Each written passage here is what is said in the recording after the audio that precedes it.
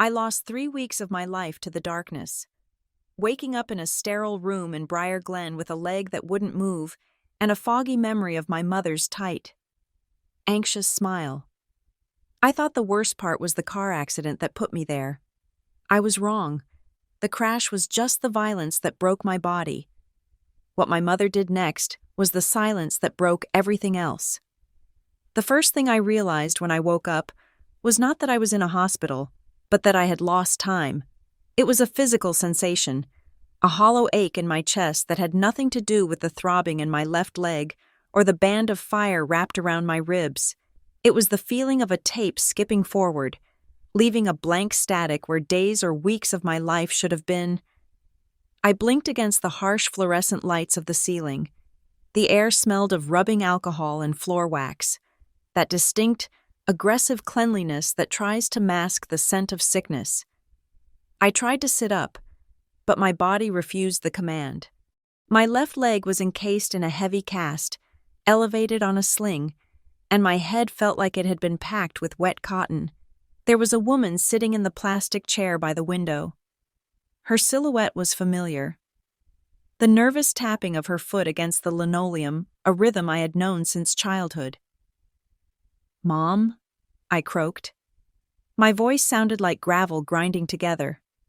Celeste turned sharply. Her face was pale, her makeup applied with a heavy hand that did not quite hide the dark circles beneath her eyes. She looked terrified.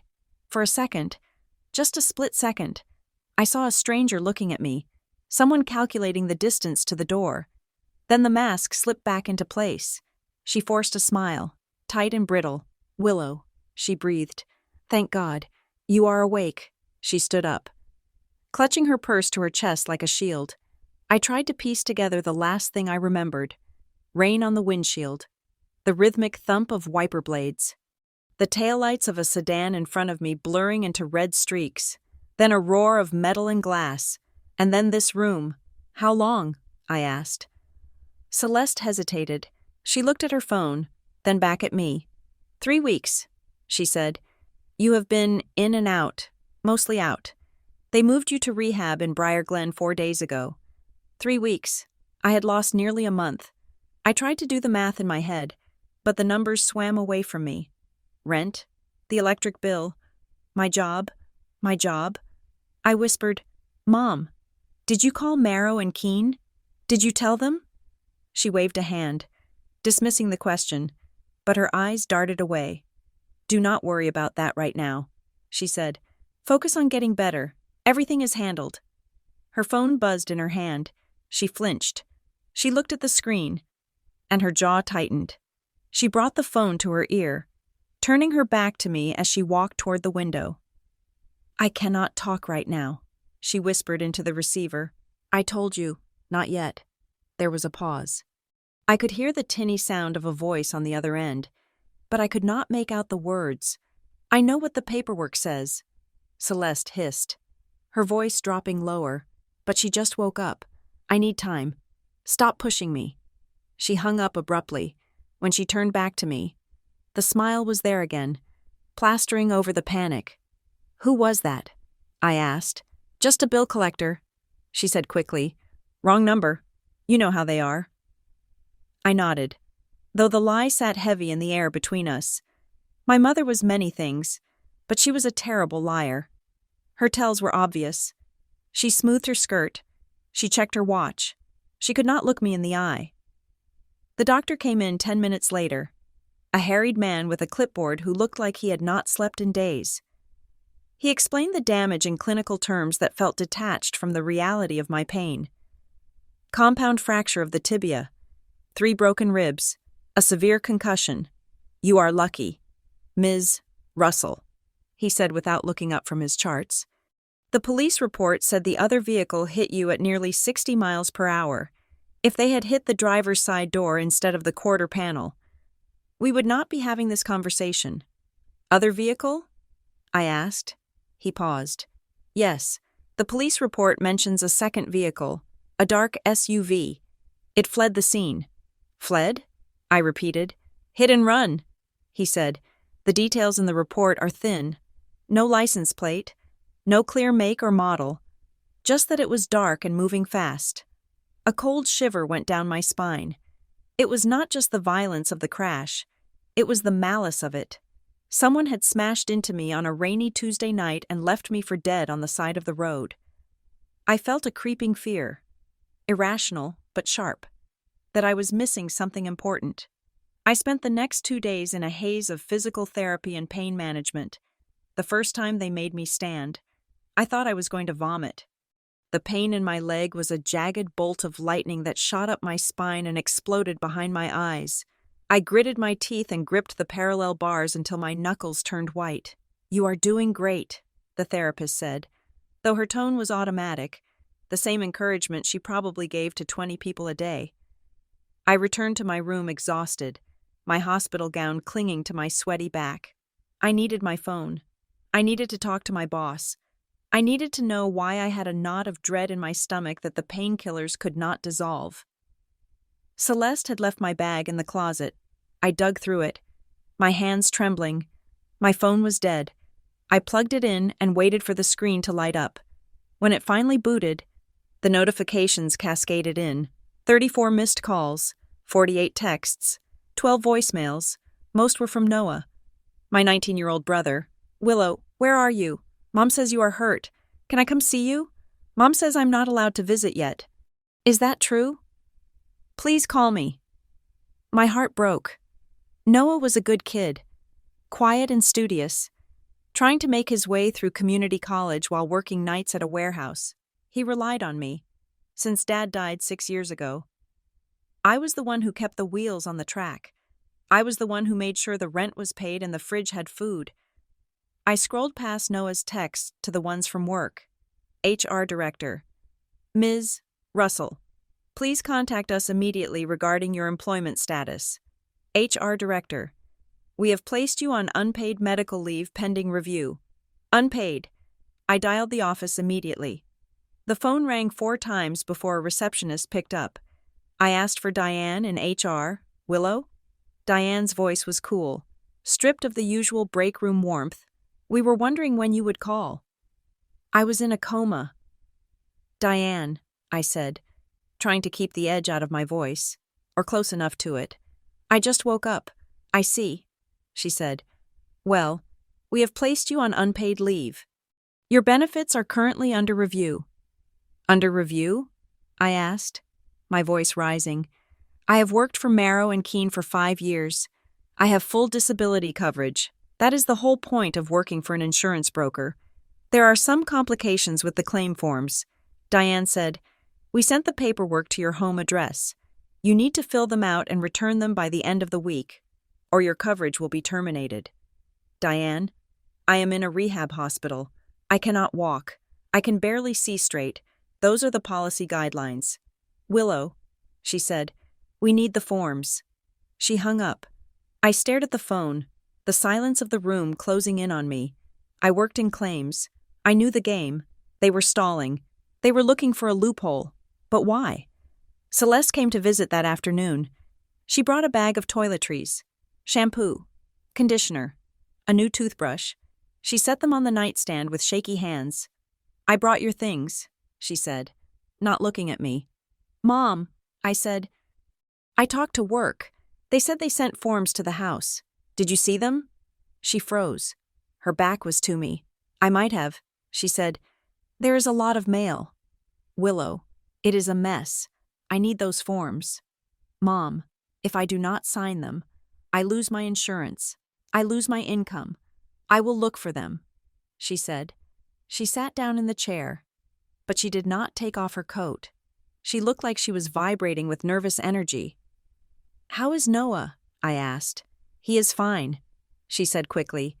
"He is worried. I told him to focus on his classes. Why can he not visit? He does not need to see you like this," she said. "It would upset him. I am his sister, not a crime scene." I snapped. Celeste flinched. She stood up. "I have to go," she said. "I have an appointment." "Mom, wait, I need help with the bills. I need you to bring me the mail." "I said I will handle it," she shouted. The outburst rang in the quiet room. Other patients in the hallway stopped to look. Celeste covered her mouth with her hand. Her eyes were wide, filled with a panic I could not understand. "I am sorry," she whispered. I am under a lot of pressure." "Willow, you do not understand. Then explain it to me." I said. She shook her head. "I cannot." She said, "You are strong. You always have been. You will figure it out." She turned and walked out of the room. She did not look back. That was the last time I saw her, for the next week. I called her every day. The first 2 days, it went to voicemail. On the third day, the line went dead. "The number you have dialed is no longer in service." I called Noah. He answered on the first ring. "Willow? Thank God. Where is Mom?" "I do not know." "Noah, I thought she was with you. She left 3 days ago," he said. His voice was small, scared. "She packed a suitcase. She told me she needed space. She said the accident brought up too many bad memories of Dad. She left me a prepaid debit card on the counter." "How much is on it?" I asked. $300, he said. "Willow, the rent is due. The landlord came by yesterday. He said we are 2 months behind." 2 months? That was impossible. I paid the rent every month. I had automatic transfers set up. I felt the room spinning. "Noah, listen to me," I said, forcing my voice to remain steady. "I am coming home. Tomorrow. I am discharging myself. But are you okay? Can you walk?" "I am coming home," I repeated. I left the hospital against medical advice. The doctor told me I needed at least 2 more weeks of inpatient therapy. I told him I could not afford 2 more minutes.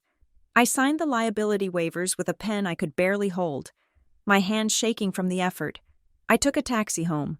It cost me $45. Money I did not have. Charged to a credit card I prayed was not maxed out. The duplex looked the same as always. Gray siding, peeling paint on the porch railing, the overgrown azalea bush by the driveway, but it felt different. It felt abandoned. I hobbled up the steps on my crutches, gritting my teeth against the pain. The door was unlocked. Noah was sitting at the kitchen table. He looked thinner than I remembered. He jumped up when I came in, rushing to help me. "Careful, careful," he murmured, guiding me to the worn beige sofa. I sank into the cushions, the relief of being home instantly replaced by the smell of stale air and the sight of the dining table. It was covered in paper. Envelopes, notices, red stamps. I reached for the stack.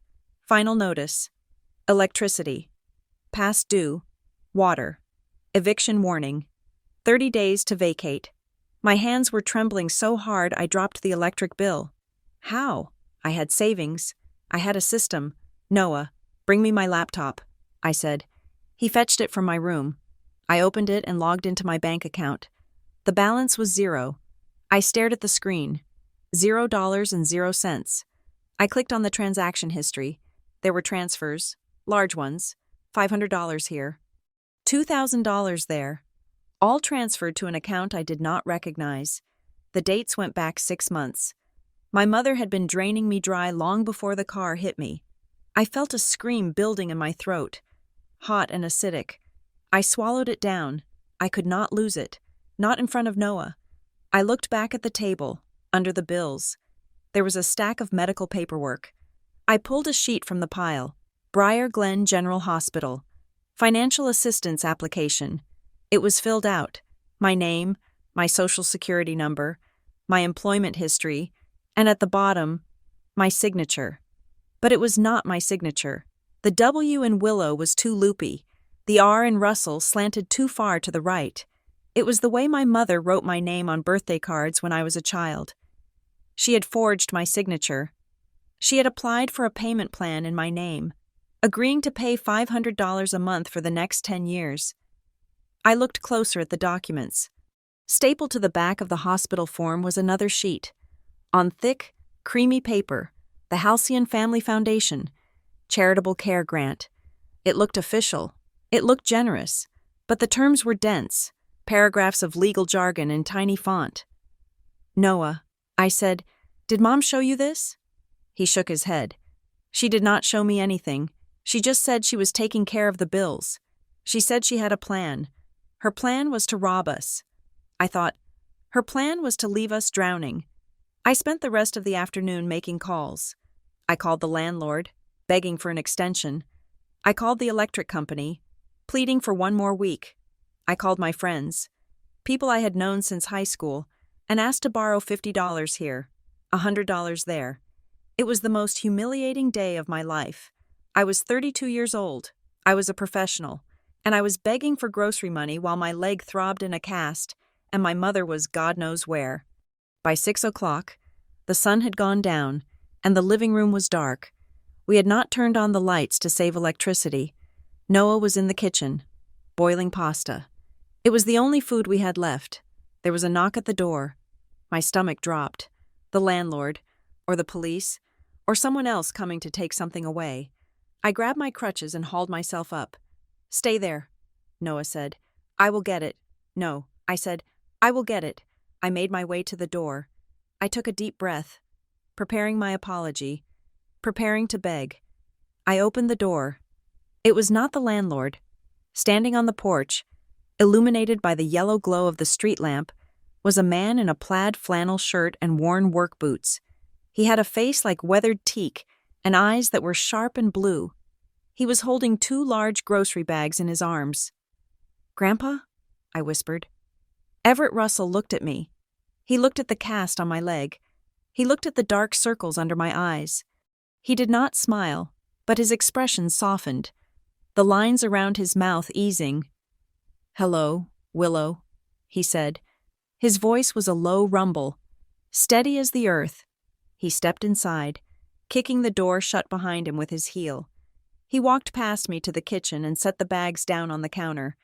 I heard the clink of glass jars, the crinkle of fresh produce, real food. He turned back to me. He did not offer a platitude. He did not ask how I was feeling. He just walked over and wrapped his arms around me. He smelled of sawdust and rain. He felt solid, immovable.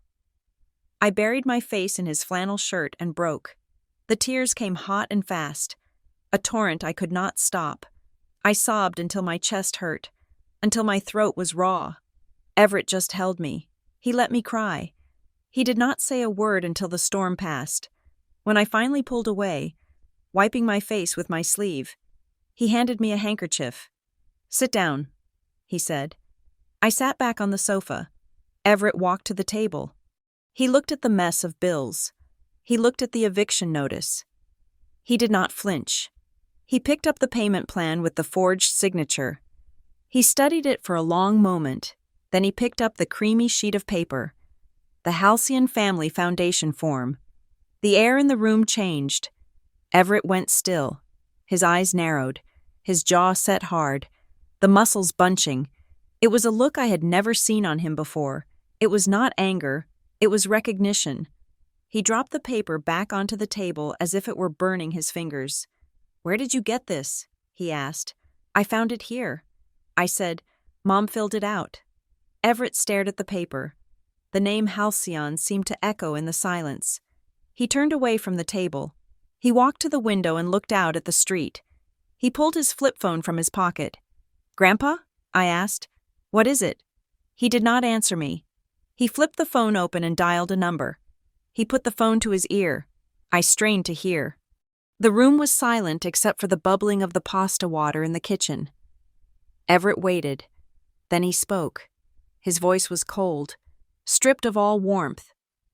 "It is happening again," he said. He paused, listening. "I do not care what the agreement said. I want the ledger. Tomorrow." He snapped the phone shut and turned back to me. His eyes were dark, filled with a storm that terrified me. "Eat your dinner, Willow," he said. "We have work to do in the morning." The morning rain in Briar Glen was not a cleansing shower. It was a gray, relentless sheet that turned the world the color of wet concrete. I sat in the passenger seat of my grandfather's truck, the heater blasting against my frozen toes, watching the windshield wipers fight a losing battle against the downpour. Every bump in the road sent a fresh shockwave through my healing leg. a sharp reminder that my body was still a construction site of knit bone and angry nerves.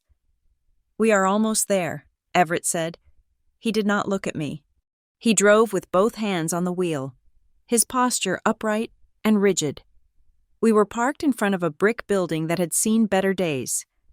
Wedged between a dry cleaner and a vacant storefront, a small brass plaque by the door read, "Mara Venslow, attorney at law." "I hate this," I said, the words slipping out before I could stop them. Everett turned off the engine. The silence in the cab was heavy. "You hate asking for help," he said. "I know. You get that from your mother. But the difference is, you are asking for protection." She was asking for an exit. He opened his door and came around to my side. He hauled my wheelchair out of the truck bed, a rental he had paid for in cash that morning because the crutches were too dangerous on the wet pavement, and set it up with practiced efficiency. I lowered myself into the seat, feeling the shame burn hot in my cheeks. I was 32 years old. I was supposed to be the one driving him to appointments. Mara Venslow was a woman who looked like she was made of sharp angles and strong coffee. Her office was small, piled high with files, smelling of dust and lemon polish. She did not waste time with pleasantries. "Everett says we have a situation," she said, sliding a stack of papers across her desk. "I need you to sign these. Willow. They are limited authorizations. They give me permission to request your medical records, your billing history, and your insurance correspondence. Nothing else. I cannot touch your personal accounts, but I can look at the mess someone else made of them." I picked up the pen. My hand hovered over the signature line. It felt like admitting defeat. It felt like admitting I was too incompetent to manage my own life. "I feel like a child," I whispered. Everett, standing by the window, turned to face me. "You are not a child. Willow, you are a soldier who woke up in a minefield without a map. This is not weakness. It is armor. Put it on." I signed the papers. When we got back to the duplex, the house felt colder than before. Noah was at class. Everett set up a workspace on the kitchen table, his presence filling the small room. He demanded I log into the hospital billing portal. I sat with my laptop, the screen glowing blue in the dim light. I navigated to the billing section for Briar Glen General. The balance due was a number that made my breath hitch, $42,000 and change. But it was the history tab that made no sense. "Look at this," I said, pointing at the screen. Everett leaned over my shoulder. On the third day of my hospitalization, there was a credit applied. Pledge, Halcyon Family Foundation Assistance Program, $10,000. It sat there for 4 days. Then, on the day I was transferred to rehab, there was a new entry.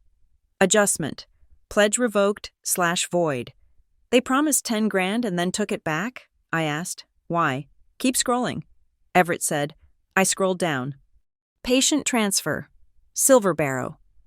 Neuromuscular clinic, pre-authorization pending.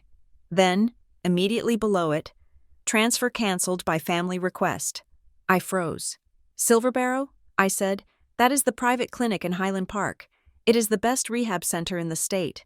Why would I cancel a transfer there?" "You did not," Everett said grimly.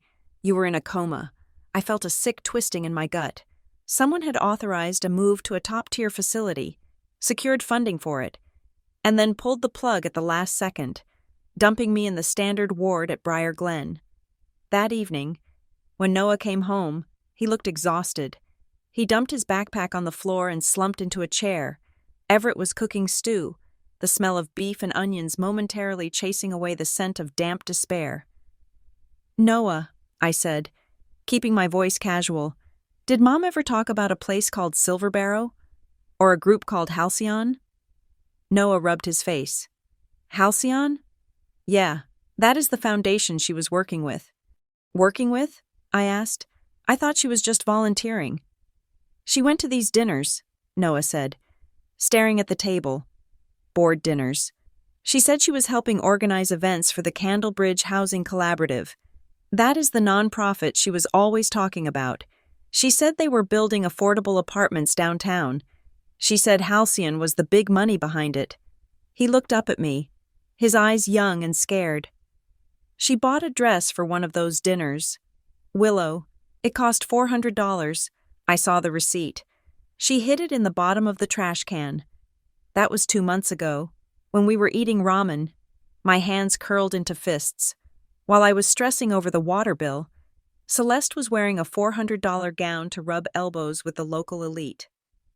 Playing the role of the benevolent volunteer, "I need to go to Candlebridge," I said. "You need to rest," Everett said from the stove. "I need to see them. Grandpa, I need to look them in the face." 2 days later, I forced myself to shower and dress in the most professional clothes that would fit over my cast. A wide-legged pair of slacks and a blazer that hung loose on my frame. I had lost weight. My cheekbones felt too sharp. I took a cab to the address listed for the Candlebridge Housing Collaborative. It was in a renovated warehouse in the Arts District, all exposed brick and frosted glass. It smelled of expensive espresso and moral superiority. I hobbled into the lobby on my crutches. The receptionist, a girl barely older than Noah, looked up with a bright, practiced smile. "Can I help you?" "I am Willow Russell," I said. "I believe my mother, Celeste Russell, worked with your organization." The smile faltered for a fraction of a second, then brightened to a blinding wattage. "Oh, of course, Ms. Russell, please, wait just one moment." She typed something furiously into her computer. Less than a minute later, a door opened and a man walked out. He was in his 40s, handsome in a way that felt curated, perfect hair, a suit that cost more than my car, and a face arranged into an expression of deep, soulful concern. "Willow," he said, extending both hands as if we were old friends. "I am Sutton Hale. I am the director here. I was so devastated to hear about your accident." He did not shake my hand. He gently clasped my forearm, a gesture that was meant to be comforting but made my skin crawl. "We miss Celeste terribly," he said, guiding me toward a plush seating area. "She was such a passionate advocate for our mission." "Where is she?" I asked, refusing to sit. Standing was painful, but sitting felt like submitting. Sutton sighed, a tragic sound. "We are not sure." She stepped away rather abruptly. We were all quite worried. She mentioned she was under a great deal of personal strain. We tried to support her, of course. We offered whatever resources we could. "Like the $10,000 you pledged to my hospital bill and then revoked?" I asked. Sutton's eyes did not waver, but the air around him cooled. "Ah, that," he said smoothly. "That was a regrettable clerical error. Celeste applied for our crisis grant, and we approved it initially. But upon review, it appeared there were inconsistencies in the financial disclosures. We are a nonprofit. Willow, we have to be meticulous with our donors' money. We could not release the funds without proper verification, and Celeste was unavailable to provide it." "Inconsistencies," I repeated. He smiled. A sad, patronizing smile. "It is a complex situation. Look, Willow, we want to help. We really do. In fact," he reached into his jacket pocket and pulled out a folded document. "We have a discretionary fund for families of our volunteers. I could authorize a small stipend to help with your immediate needs. $5,000, no strings attached." He held the paper out. "I just need you to sign a standard release. It essentially says that you understand our previous grant was voided due to procedural issues and that you will not hold the foundation liable for any public misunderstandings regarding the matter. We value our reputation in the community. You understand?" I looked at the paper. It was a gag order. He wanted to buy my silence for $5,000. I shifted my weight, pain shooting through my hip. "I will have my lawyer look at it," I said. Sutton's smile tightened at the edges. "Is that necessary?" "It is a standard form. We just want to get you the check quickly. Lawyers tend to slow things down, do they not? And frankly, Willow, looking at you, it seems like you could use the help sooner rather than later." He looked at my cast, then at my worn blazer. His gaze was an assessment, and I came up wanting. "I will have my lawyer look at it," I repeated, my voice shaking slightly. He slid the paper back into his pocket. "Suit yourself? The offer stands for 48 hours. Give my best to your mother, if you find her. I walked out of the building feeling dirty. The hits kept coming. The next morning, I received a call from the physical therapy clinic. Ms. Russell, I am afraid we have to cancel your appointment for this afternoon. The receptionist said, Why? I asked. I am already dressed to go.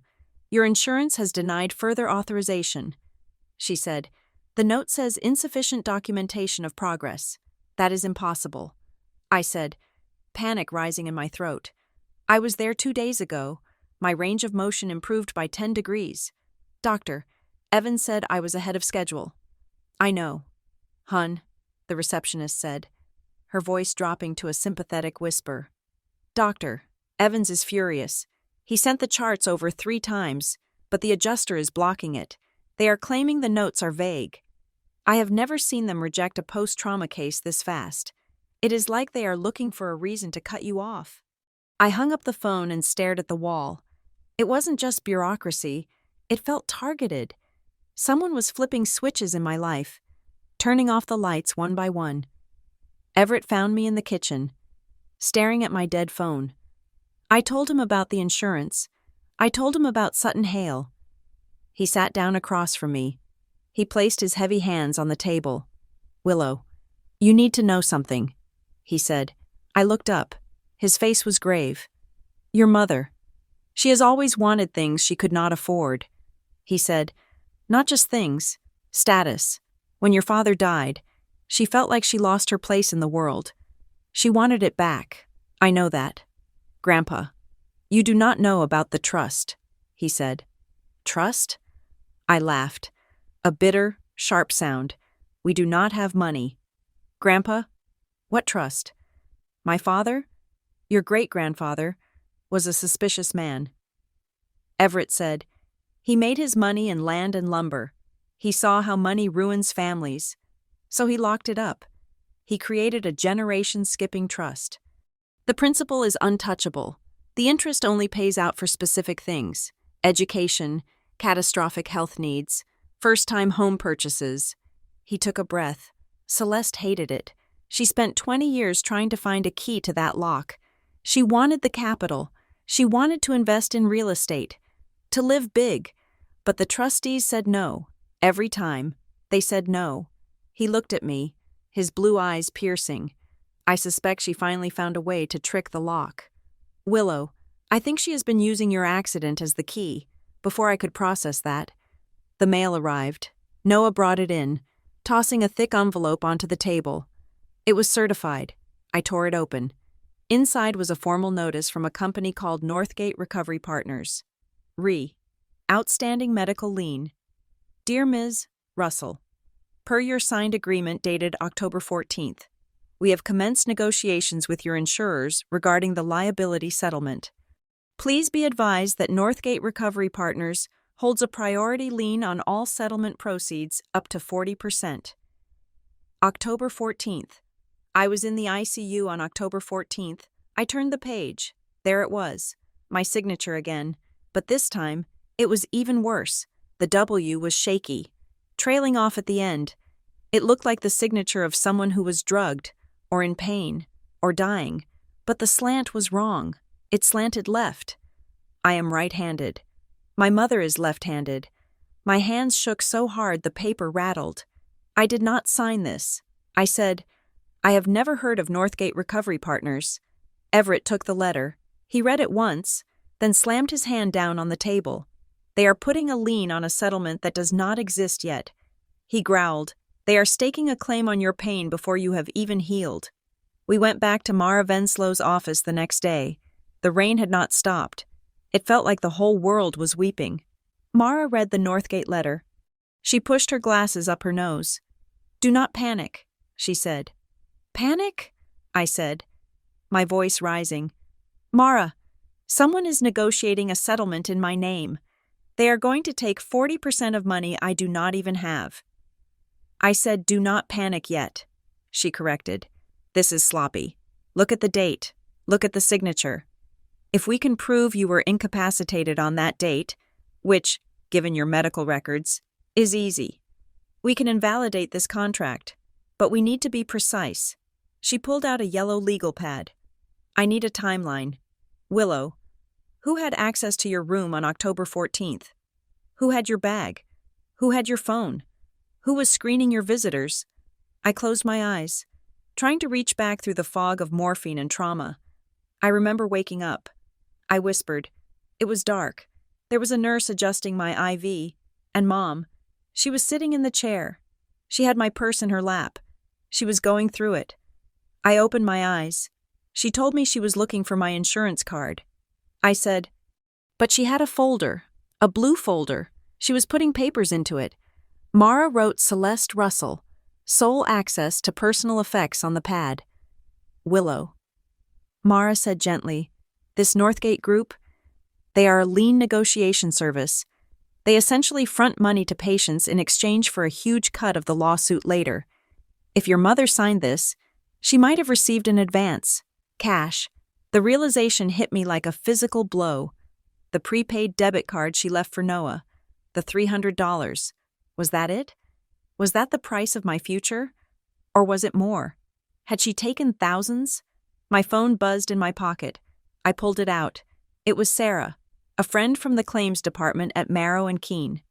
Hey, Sarah, I answered, trying to sound normal. Willow, are you alone? Sarah whispered. She sounded terrified. Yes, why? Listen, I cannot talk long, but I saw something today. A compliance officer was in Diane's office. The door was open. I heard your name. My stomach dropped. What did you hear? They received a complaint. Willow, an anonymous tip. It alleges that you are committing benefits fraud.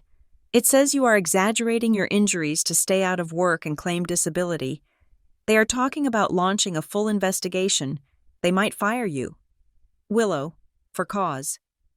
I felt the blood drain from my face. Exaggerating? I said. Sarah, I have a compound fracture. I know. But the complaint, it had details. Willow, it mentioned that you were seen walking without crutches inside your house. It mentioned that you were planning a vacation. I am not planning a vacation. I can barely walk to the bathroom. I know, Sarah said again. But whoever sent it, they knew things, personal things. I hung up the phone. I looked at Everett. I looked at Mara, my mother. I said, my voice dead, she is trying to get me fired. Why? Everett asked. Because if I am fired for fraud, no one will believe me when I say she forged my signature. I said, she is discrediting the witness. She knows exactly how the insurance world works. She knows exactly what accusation would destroy me. I put my head in my hands. I felt cornered. I felt hunted. My own mother was dismantling my life, piece by piece, to cover her tracks. Everett stood up. The chair scraped loud and harsh against the floor. That is enough, he said. He looked at Mara. Trigger it, he said. Mara hesitated. She looked from Everett to me. Everett, are you sure?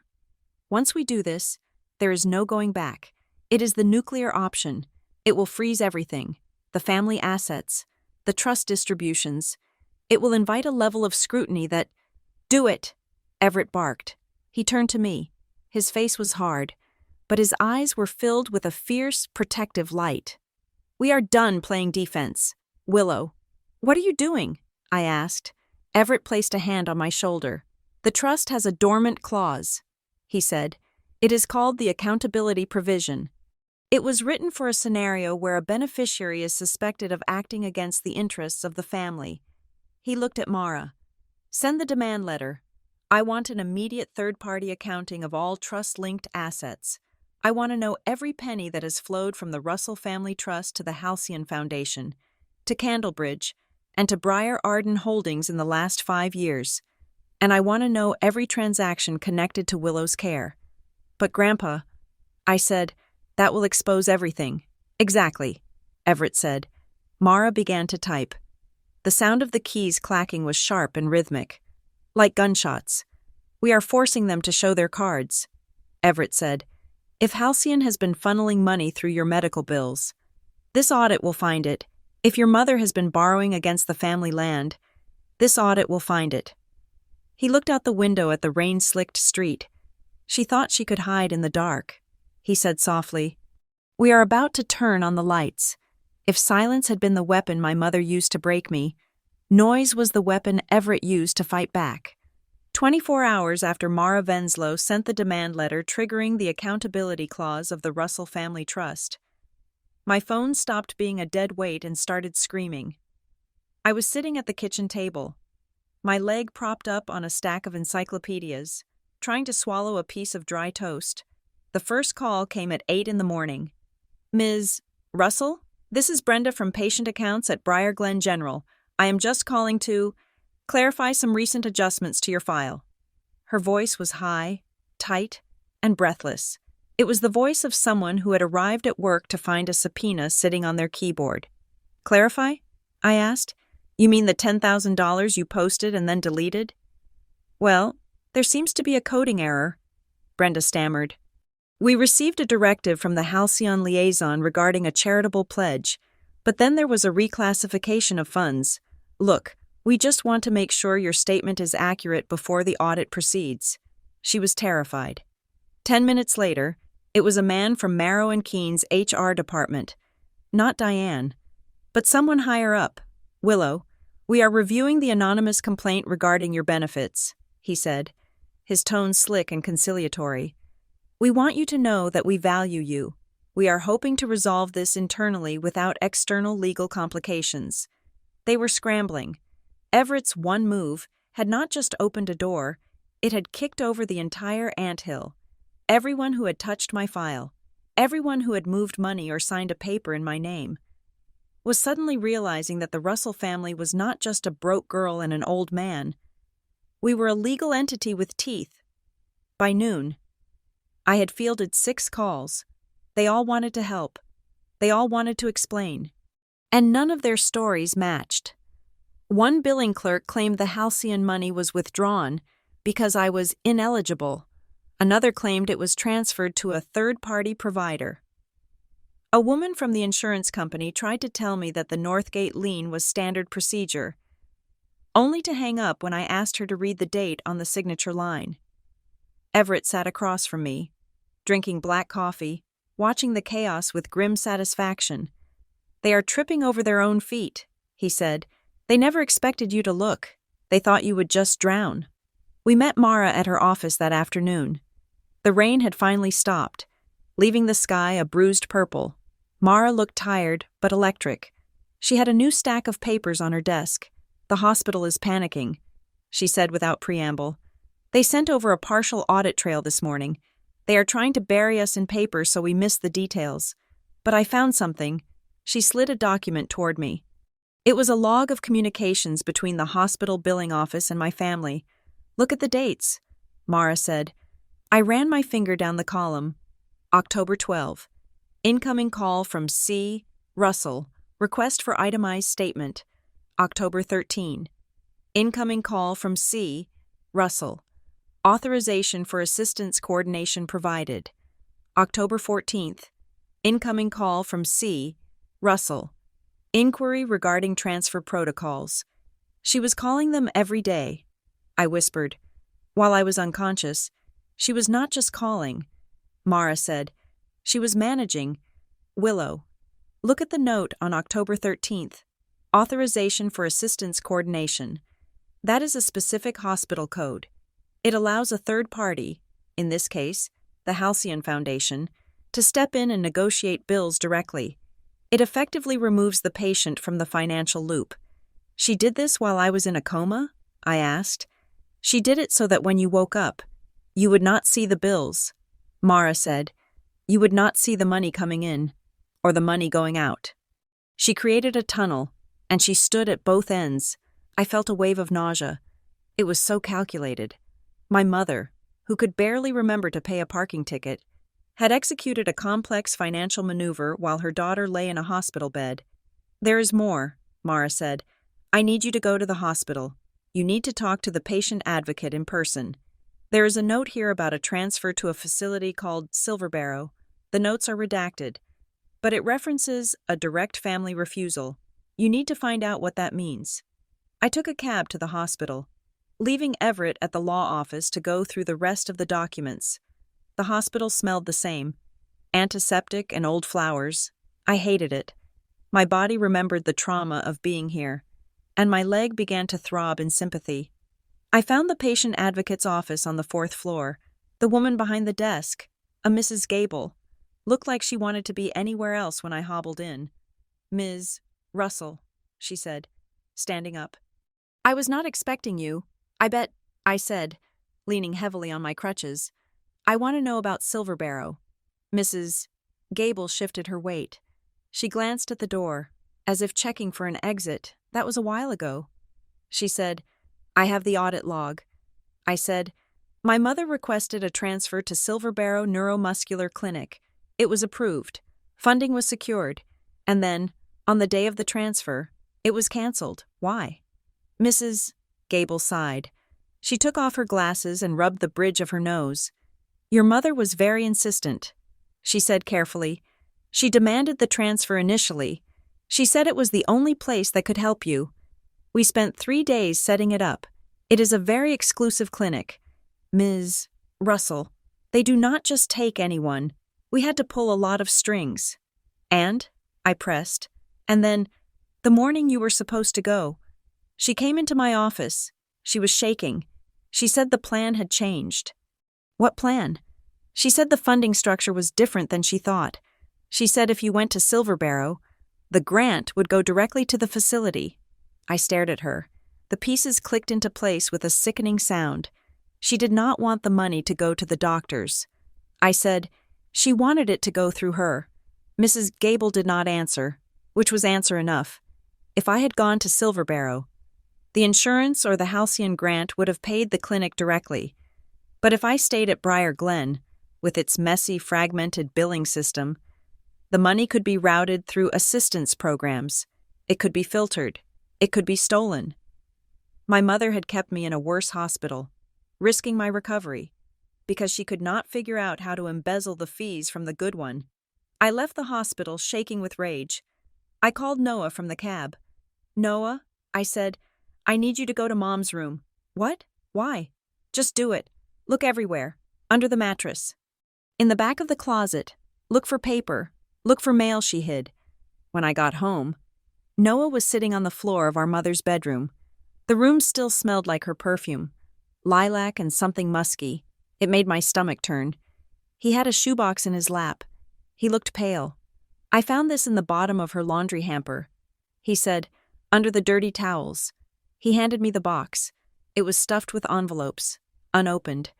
I sat down on the edge of the bed and started tearing them open.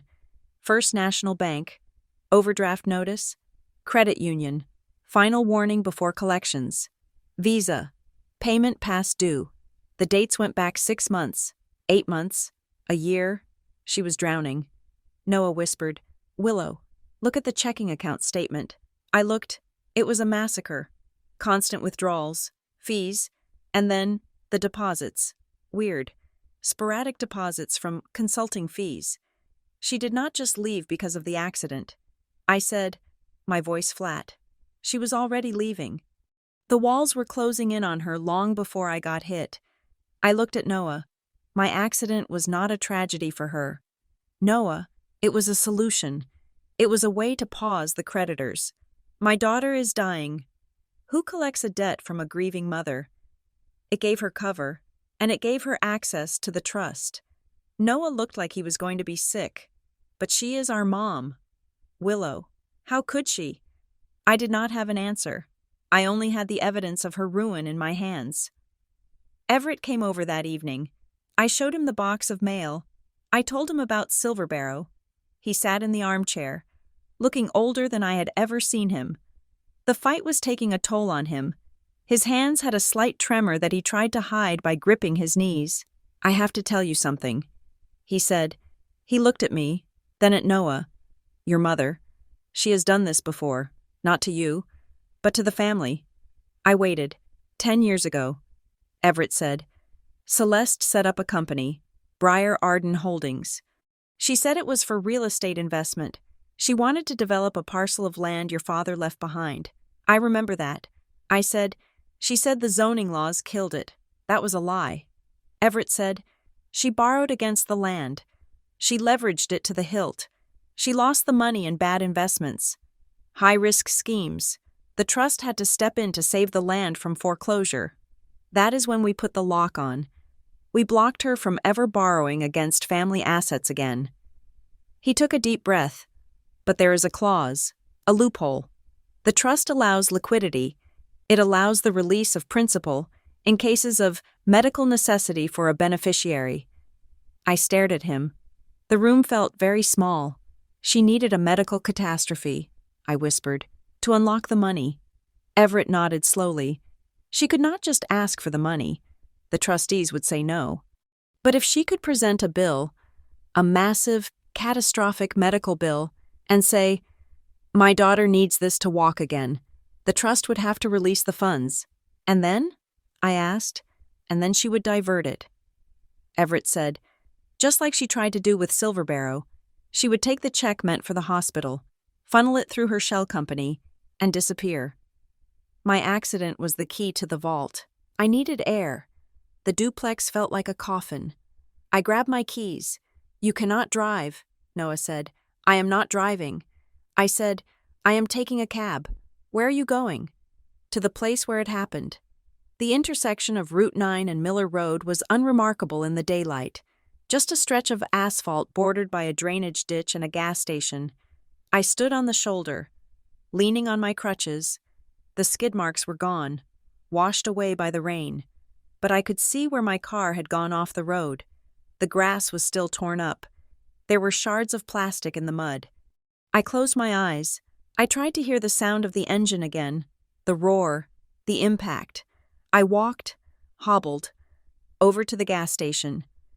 It was a rundown place with bars on the windows. The clerk was an older man with grease under his fingernails. I bought a bottle of water. I put it on the counter. "Were you working here 3 weeks ago?" I asked.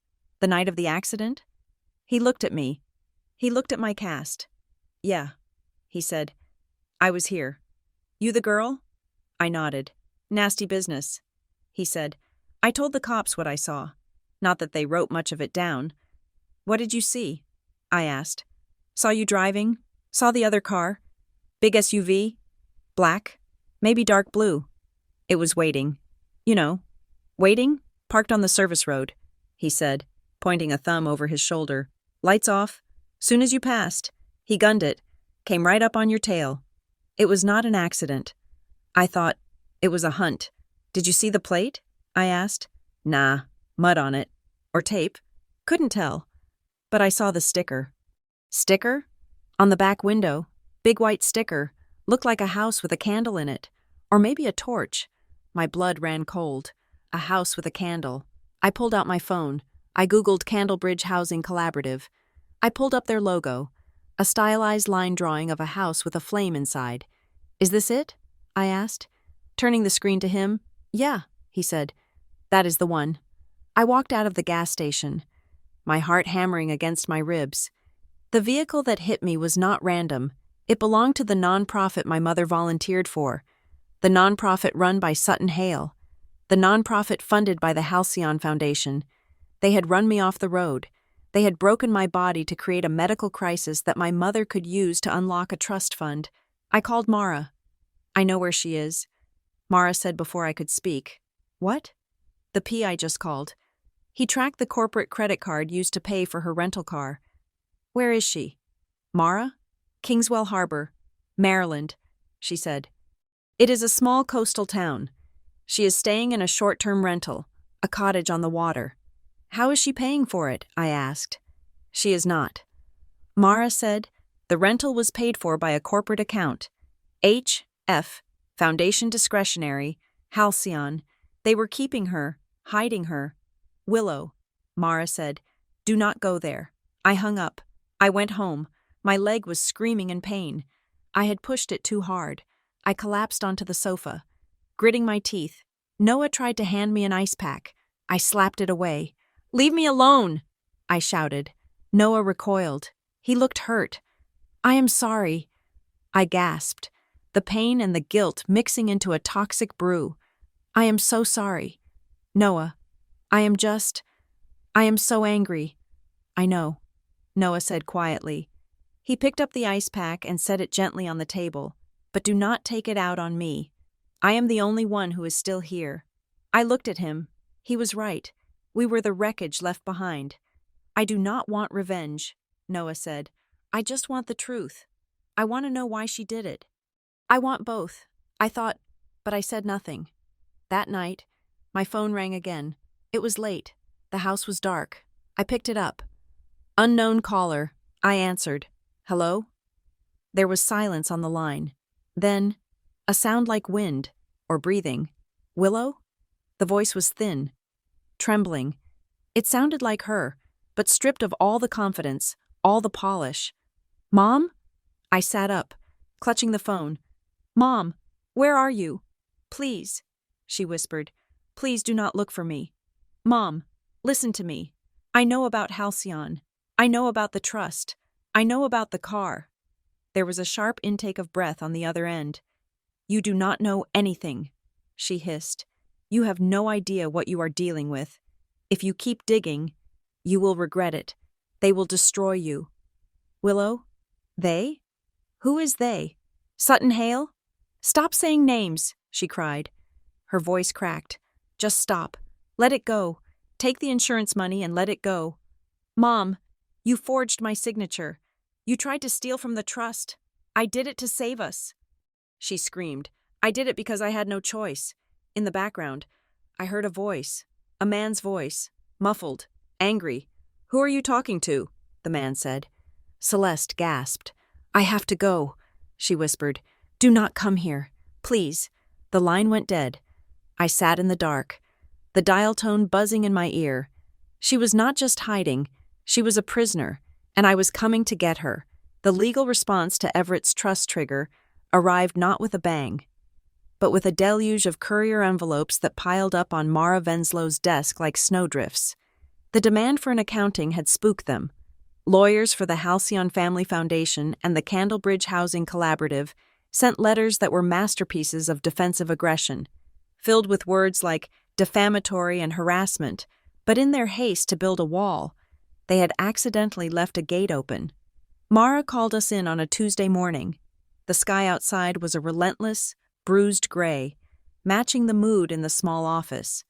Everett sat in the corner, his face pale, his hands resting on the head of his cane.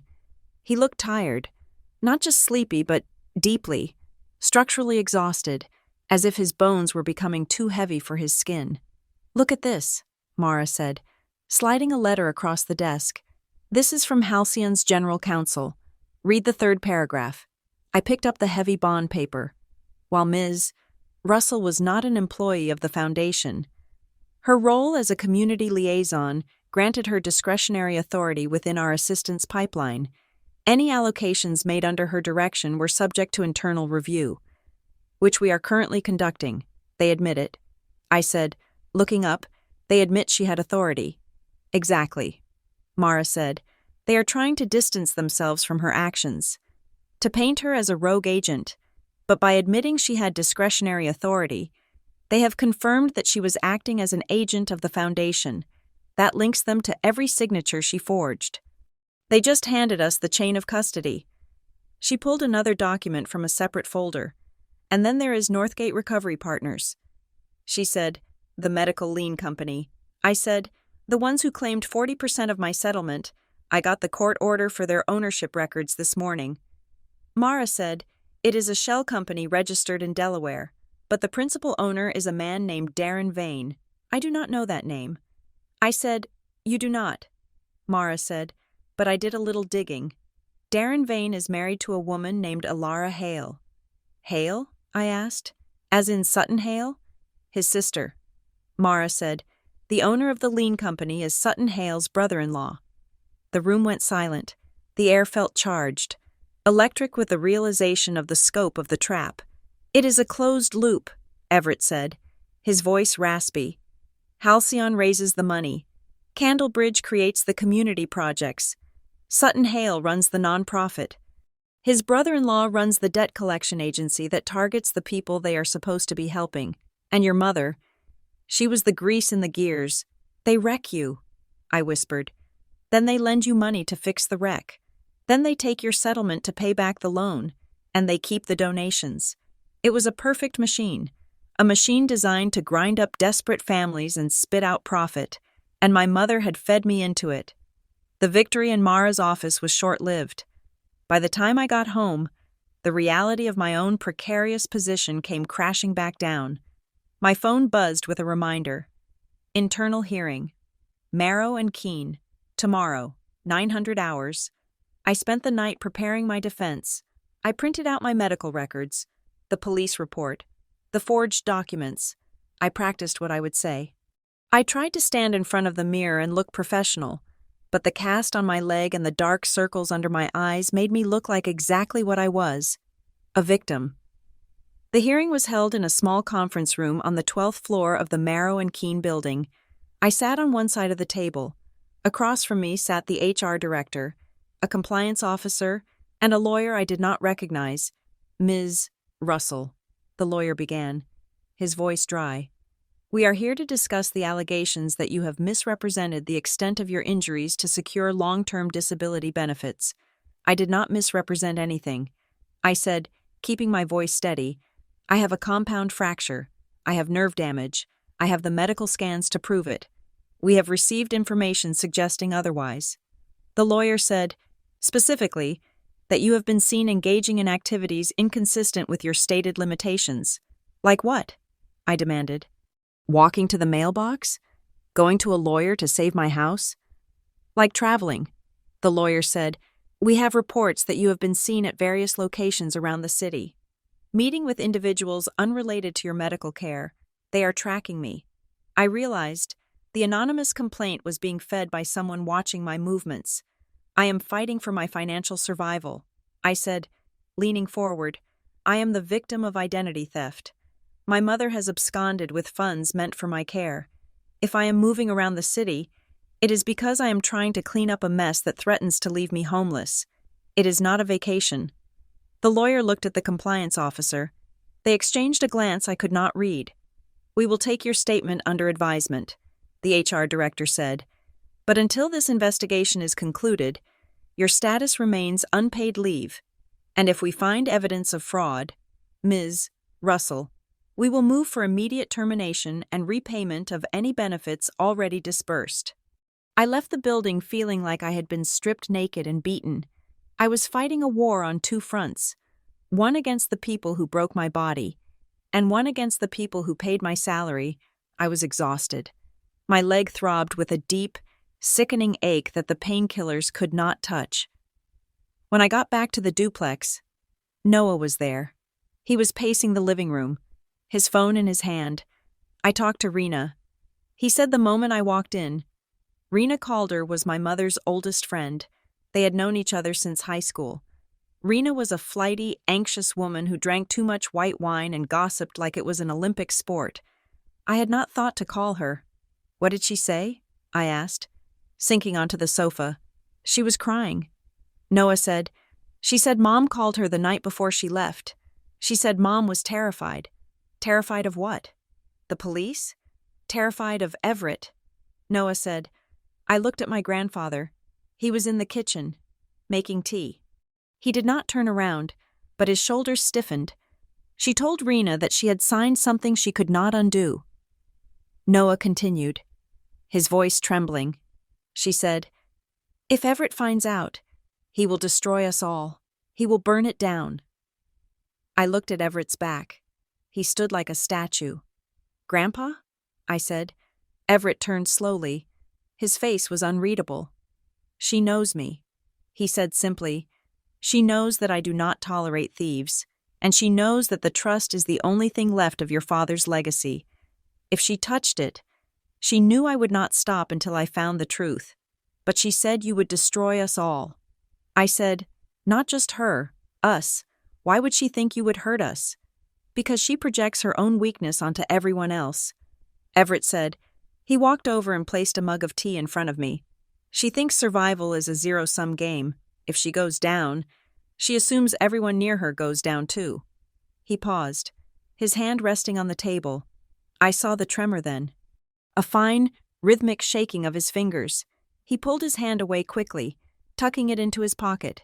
We are going out tonight, he said. Out? I asked. Grandpa? I can barely walk. I just came from a fraud hearing. I am not going anywhere. We are going to the Candlebridge Housing Collaborative Autumn Gala, he said. I stared at him. Are you insane? That is the enemy camp. Exactly, Everett said. Sutton Hale sent us a letter saying he has nothing to hide. So we are going to give him a chance to prove it. We are going to walk through his front door, drink his wine, and look him in the eye. We are going to let him know that we are not afraid. I wore a black dress that I had not touched since a funeral 3 years ago. It was loose enough to accommodate the cast, but formal enough to pass.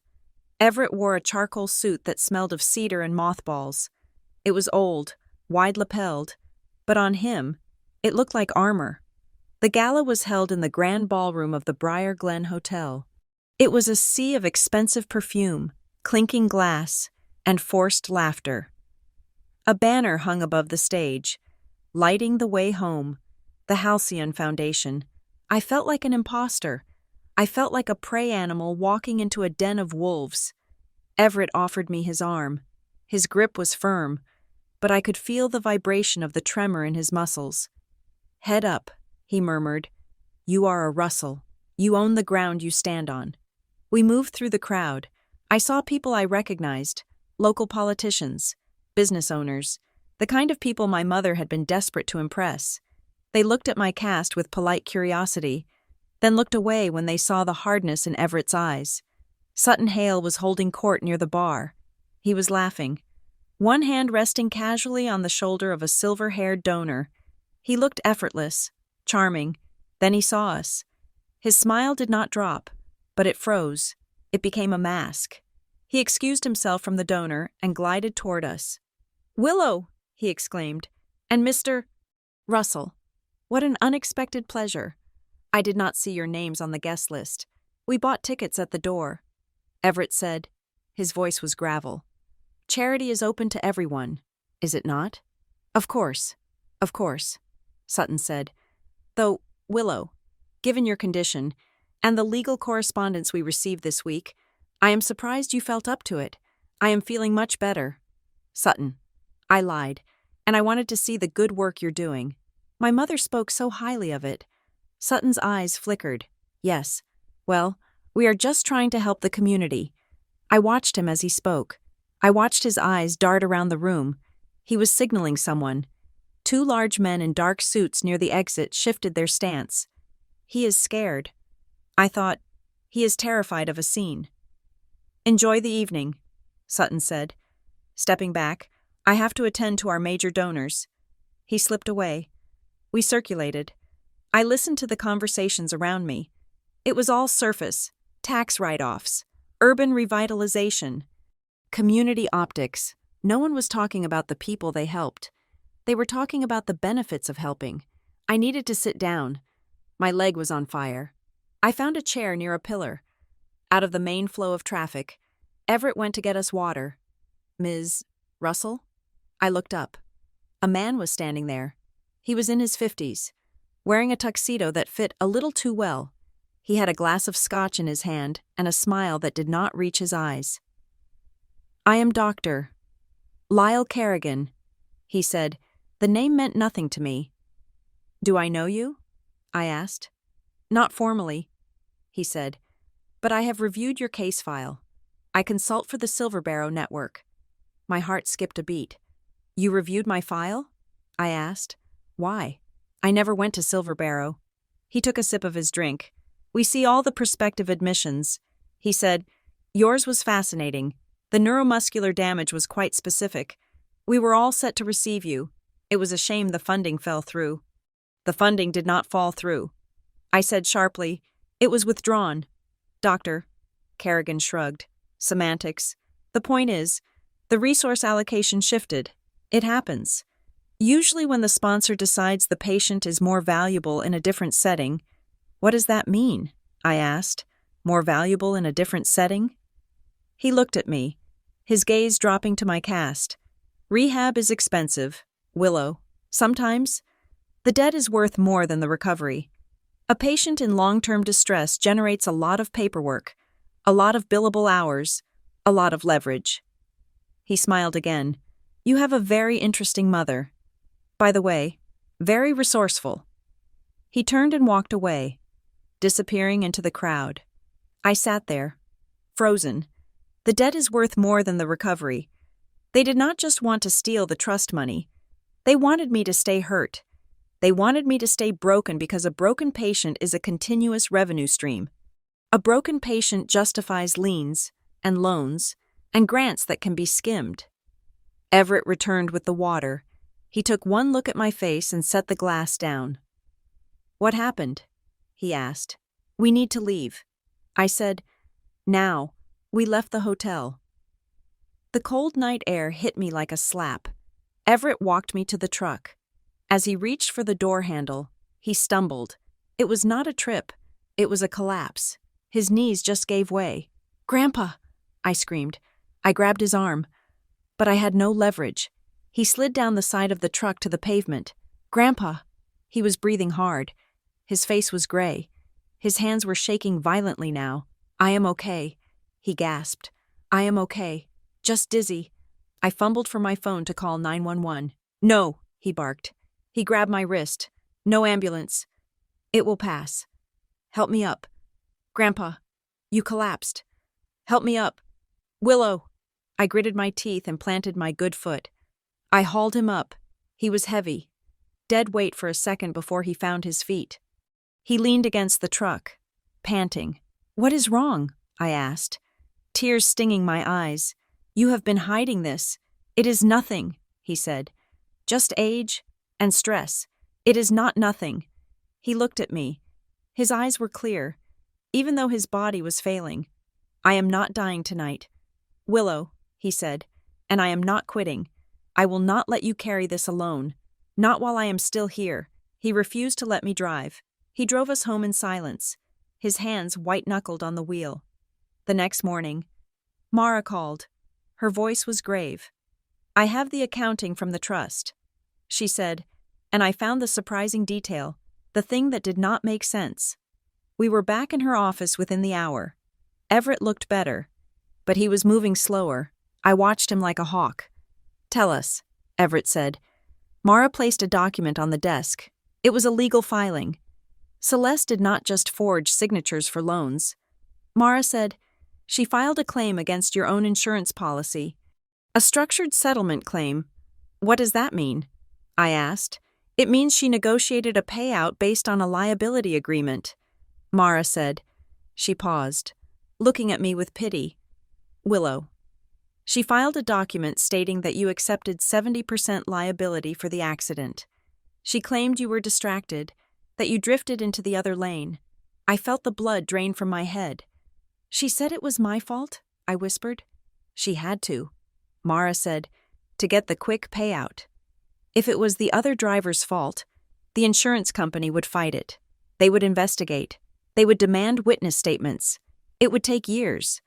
But if the policyholder admits fault, they pay out the medical coverage immediately. They cut the check to close the file. She blamed me. I said, she ruined my record. She destroyed my chance to sue the driver who actually hit me, just to get the cash fast.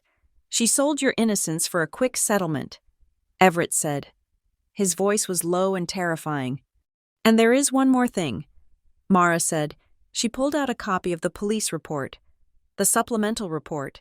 You know how the original report was thin? Mara asked. I requested the full file from the state police. There is a page missing. Page 4. It is referenced in the index. Witness statement. Gas station attendant. But the page is gone. It was redacted. Redacted? I asked. By who? The request for redaction came from a law firm. Mara said, Hale and Partners, Sutton Hale. I said, he is a lawyer? Everett asked. He was. Mara said, he was disbarred 5 years ago, but his firm still exists. They requested the redaction on the grounds of privacy concerns regarding a minor. There was no minor involved. I shouted, they lied. Mara said, they pulled the witness statement so no one would see the description of the SUV. The SUV with the Candlebridge sticker. My mother had not just abandoned me. She had colluded with the people who tried to kill me. She had signed a confession in my name, absolving them of guilt, so she could split the insurance money with them. I stood up. I did not care about the pain in my leg. I am going to Kingswell Harbor. I said, Willow. Mara started. I am going. I said, I am not sending a lawyer. I am not sending a letter. I am going to walk through her door, and I am going to make her look at me. I want her to tell me to my face that I caused the accident. I am coming with you. Everett said, No. I said, Grandpa, you collapsed last night. You cannot make that drive. It is 4 hours. I am coming, he said. He stood up. He swayed slightly, but he steadied himself. You cannot stop me. Willow, she is my daughter. This is my failure as much as it is your pain. I looked at him. I saw the resolve in his face. He was right. This was the end of the line for the Russell family. We had to face it together. We packed a bag. We got in the truck. The drive to Maryland was quiet. The landscape changed from the rolling hills of Pennsylvania to the flat, marshy coast. The smell of salt water and decaying leaves filled the air. Kingswell Harbor was a tourist town in the off-season. Empty boardwalks, shuttered ice cream stands, the gray water of the bay lapping against the pilings. We found the address. It was a small cottage at the end of a gravel lane, hidden behind a tall hedge. A silver sedan was parked in the driveway. Everett turned off the engine. Are you ready? He asked. No. I said, Me neither. He said, We got out. I adjusted my crutches. The wind whipped my hair across my face. We walked to the door. I raised my hand and knocked. There was silence. Then, the sound of footsteps. Slow, hesitant. The door opened. Celeste stood there. She was wearing a thick cardigan wrapped around her like a blanket. Her hair was pulled back in a messy bun. She looked smaller than I remembered, older. The lines around her mouth were deep grooves of anxiety. She looked at me. She looked at my cast. Her eyes filled with tears instantly. Willow, she whispered. Then she looked past me. She saw Everett. Her face went white. She took a step back, her hand flying to her throat. Dad, she choked out. Hello, Celeste, Everett said. We are not here to visit. I said. My voice was cold, harder than I thought it could be. We are here for the truth. Celeste looked at us, her eyes darting between my anger and Everett's judgment. She looked like she was about to run, but there was nowhere to go. Behind her was the house. In front of her was the ocean. Come in, she whispered. She stepped back. We walked into the house. It was warm inside, smelling of cinnamon and stale fear. I stood in the center of the room. I did not sit down. Why? I asked. Celeste wrapped her arms around herself. I did not have a choice, she said. You always have a choice, Everett said. No, Celeste shouted. She spun around, her face twisting. You do not understand. They had me, Dad. They had everything.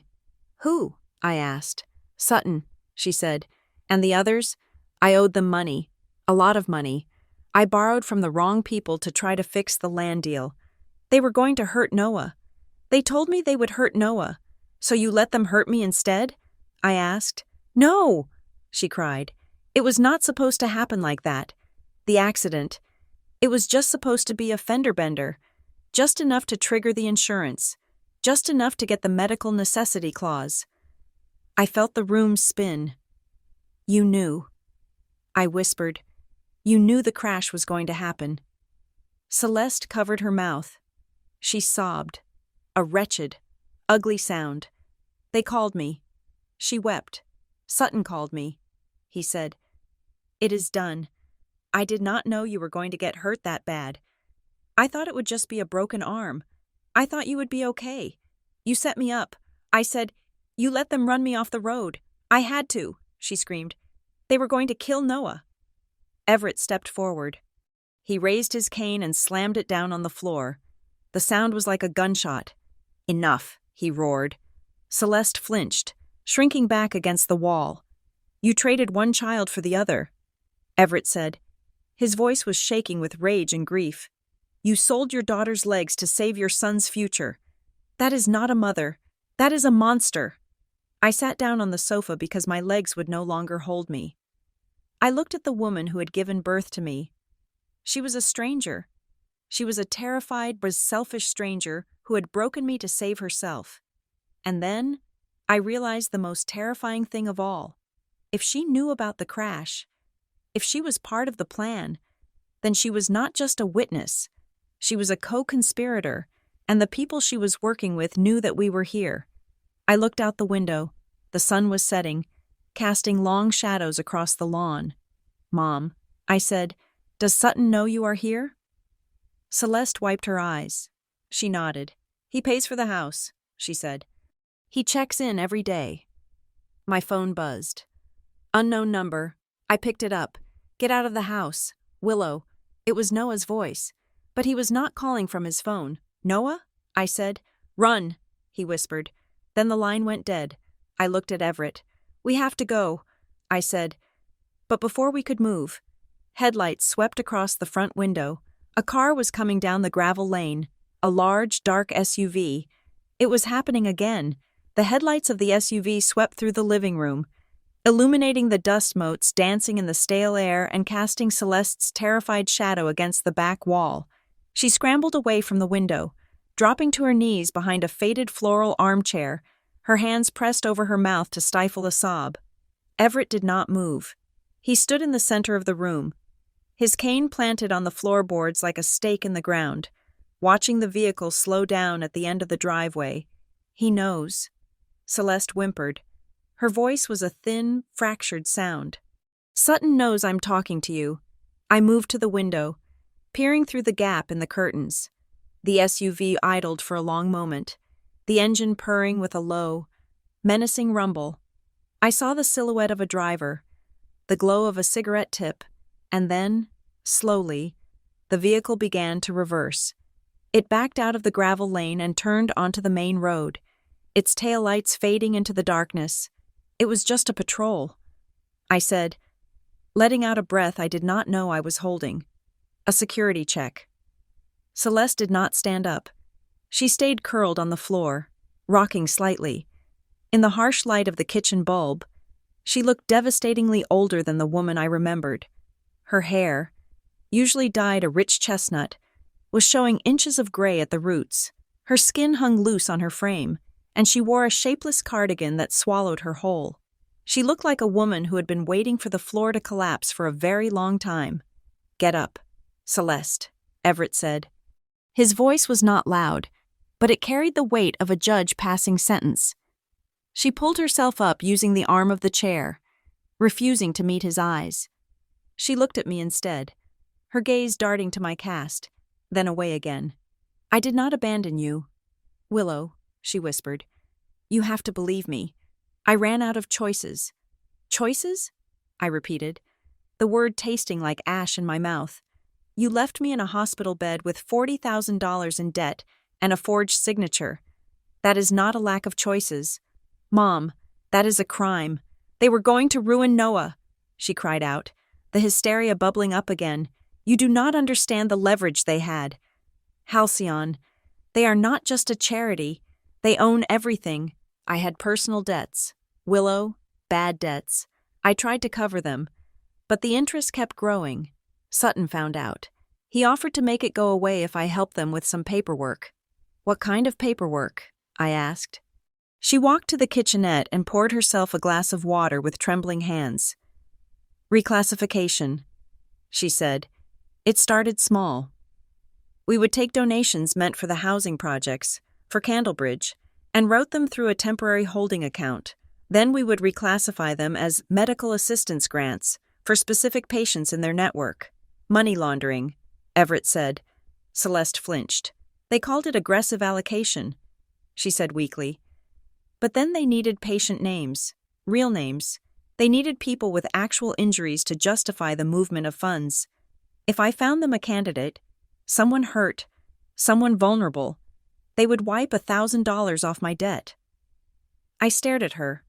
The room felt cold, despite the heating rattling in the corner. "You sold people," I said. "You were a scout. You found desperate people and fed them into the machine so you could pay off your credit cards. I did it for the family, she insisted, her voice rising to a desperate pitch. I was trying to clear the ledger so Noah could finish school, so we could keep the duplex. And then I became the candidate, I said. Celeste froze. She set the glass down. It clinked loudly against the counter. No, she whispered. Not at first. You were off limits. I told Sutton that my family was off limits. But then the accident happened, I said, and you saw an opportunity. She shook her head violently, tears spilling down her cheeks. It was not maternal warmth. It was panic. It was the terrified weeping of a child caught holding the match that started the fire. I did not see an opportunity. Willow, I saw a way out. When you got hurt, Sutton called me. He said, "We can fix this. We can pay for her care. And we can clear your debt entirely. Just sign the partnership agreement." I looked at Everett.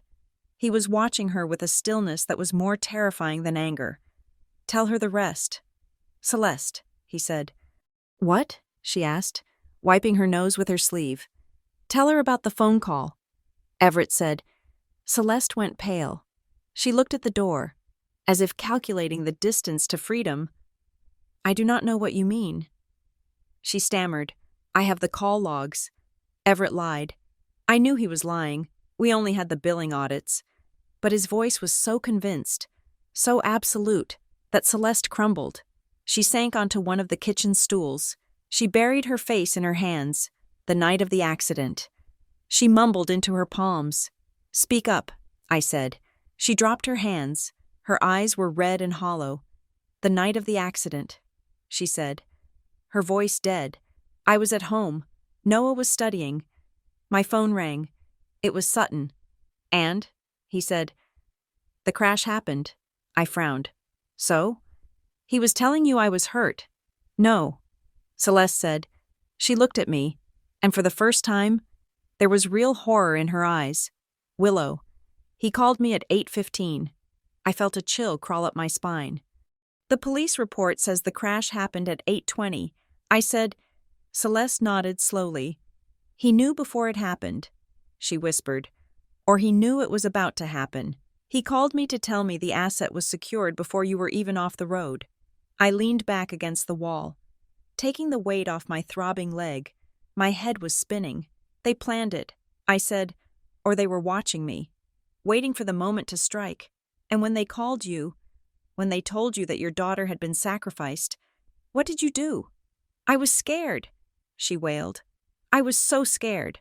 Willow, I thought if I said anything, they would come for Noah next. So you joined them." I said, "You let them transfer me to a cheap rehab. You forged my name on the lien. You filed the liability waiver admitting it was my fault. I tried to stop the waiver," Celeste insisted. "I told them I would not sign that. I told them it would ruin your record. But it was signed." I said, "I saw it.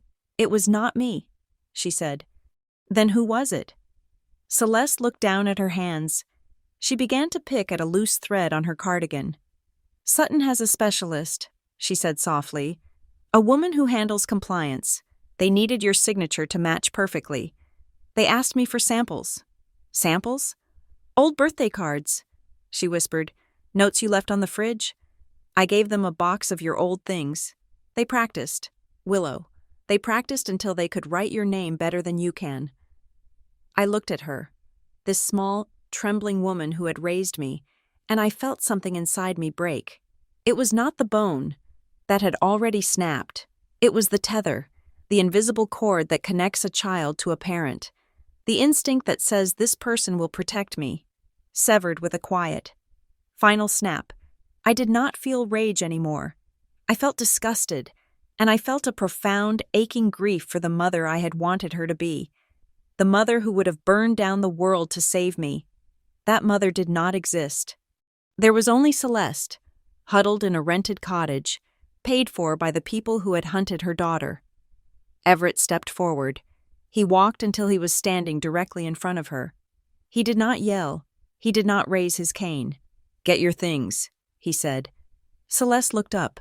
"What?" "We are leaving," Everett said. You are coming back to Briar Glen." "I cannot," she gasped. "Sutton will know. He will cancel the lease. He will call in the debts." "Let him call," Everett said. He reached into his jacket pocket and pulled out a folded piece of paper. It was the trust enforcement notice. "Do you know what this is?" he asked. Celeste shook her head. "This is the nuclear option," Everett said. "I did not just trigger an accounting. Celeste, I triggered the federal oversight clause." Celeste's eyes went wide. "The trust was established with certain safeguards," Everett explained, his voice calm and cold. "If a beneficiary is suspected of colluding to defraud the estate, the trust automatically flags all affiliated entities to the IRS and the state attorney general." He dropped the paper onto the counter. "As of this morning, the Halcyon Family Foundation, Candlebridge, and your shell company are all under a mandatory asset freeze. Their bank accounts are locked. Their transfers are flagged." "You froze their money?" Celeste whispered. "I burned their house down," Everett corrected. "And yours?" He leaned in closer. "There is a disclosure hearing in Briar Glen in 48 hours. You have two choices. You can stay here, in this cottage that Sutton Hale can no longer pay for, and wait for the police to come and arrest you for insurance fraud and identity theft. Or you can get in the truck, come home, and testify against them."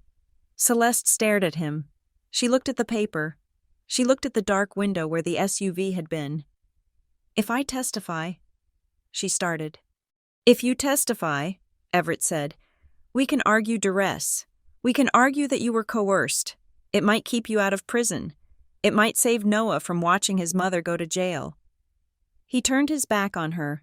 "You have 5 minutes. I waited by the door while she packed. She moved like a ghost, throwing clothes into a duffel bag without folding them. She did not look at me.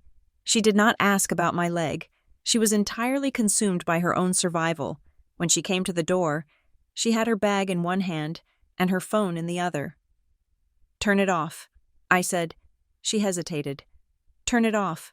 Mom, if they are tracking you, we do not want them to follow us." She powered down the phone and dropped it into her purse. We walked out to the truck in the dark. The wind was howling off the bay, cold and biting. I climbed into the driver's seat. My leg was stiff, but I could manage. Everett insisted on taking the passenger seat. Celeste climbed into the back, curling into the corner like a piece of luggage. I drove. The road away from Kingswell Harbor was a 2-lane highway that cut through the marshes. It was pitch black, the only light coming from our headlights cutting through the fog. For the first hour, no one spoke. The silence in the cab was thick, suffocating. I focused on the white lines of the road, trying to keep the image of the dark SUV out of my head.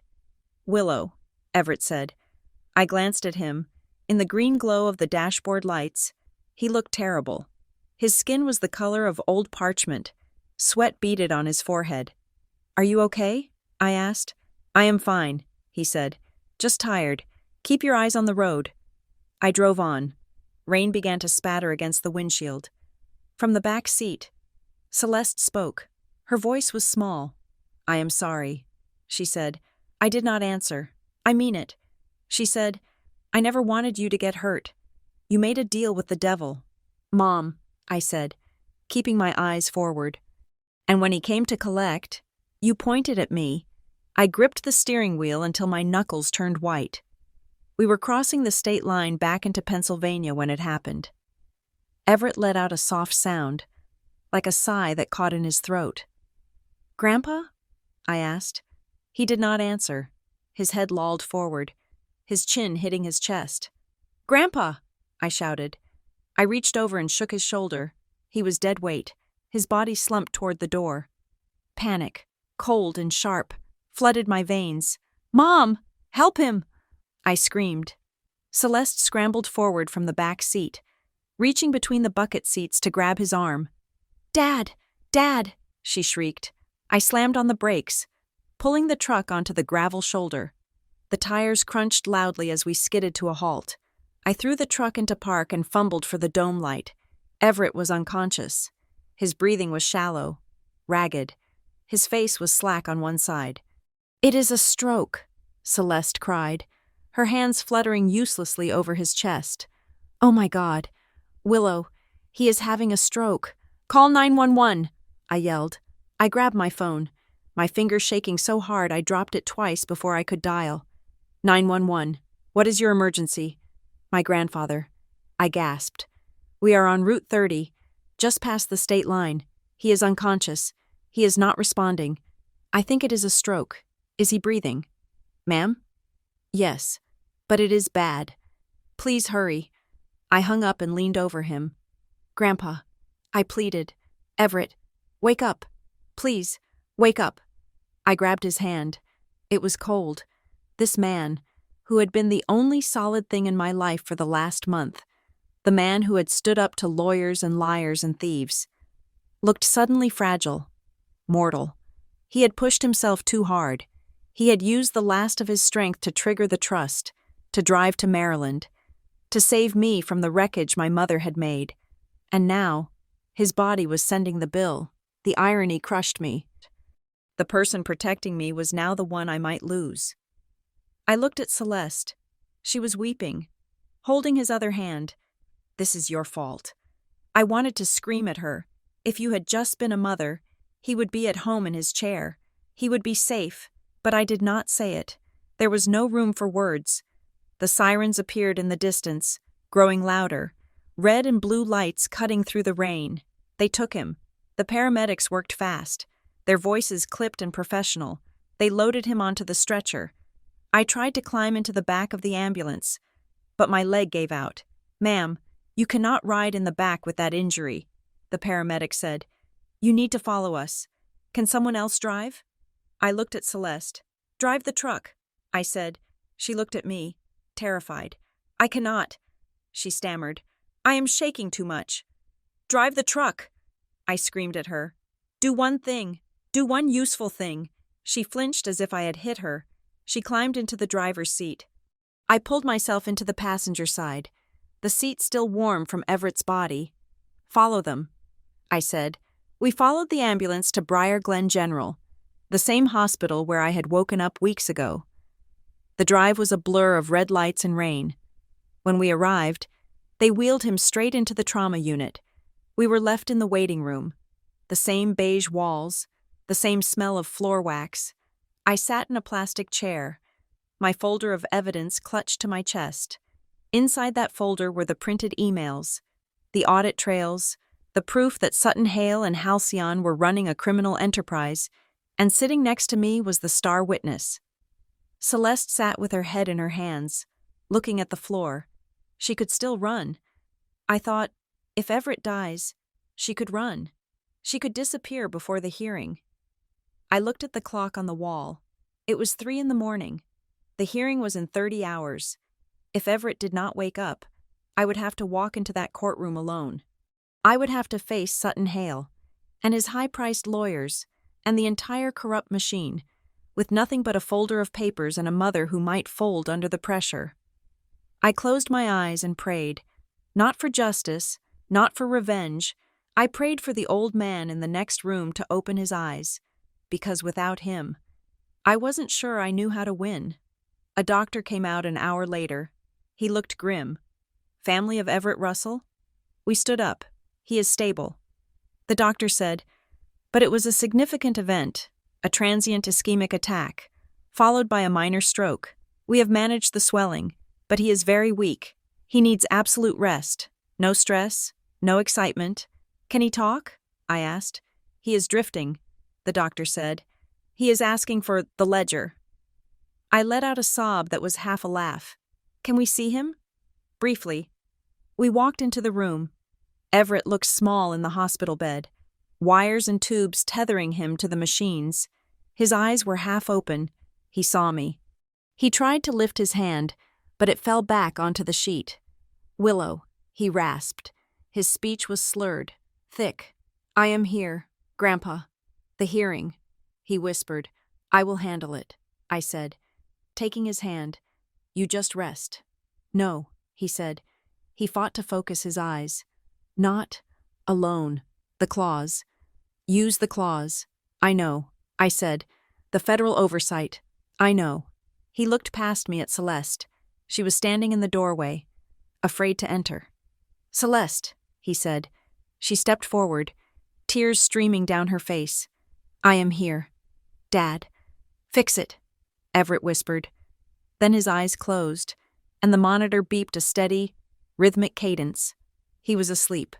I turned to Celeste. She looked at her father, then at me. For the first time all night, the panic in her eyes was replaced by something else. Shame, deep, heavy shame. We went back to the waiting room to wait for the dawn. I did not sleep. I sat with the folder on my lap, watching the sun come up over the hospital parking lot. I had the evidence. I had the witness, but the clock was ticking, and the enemy knew we were coming.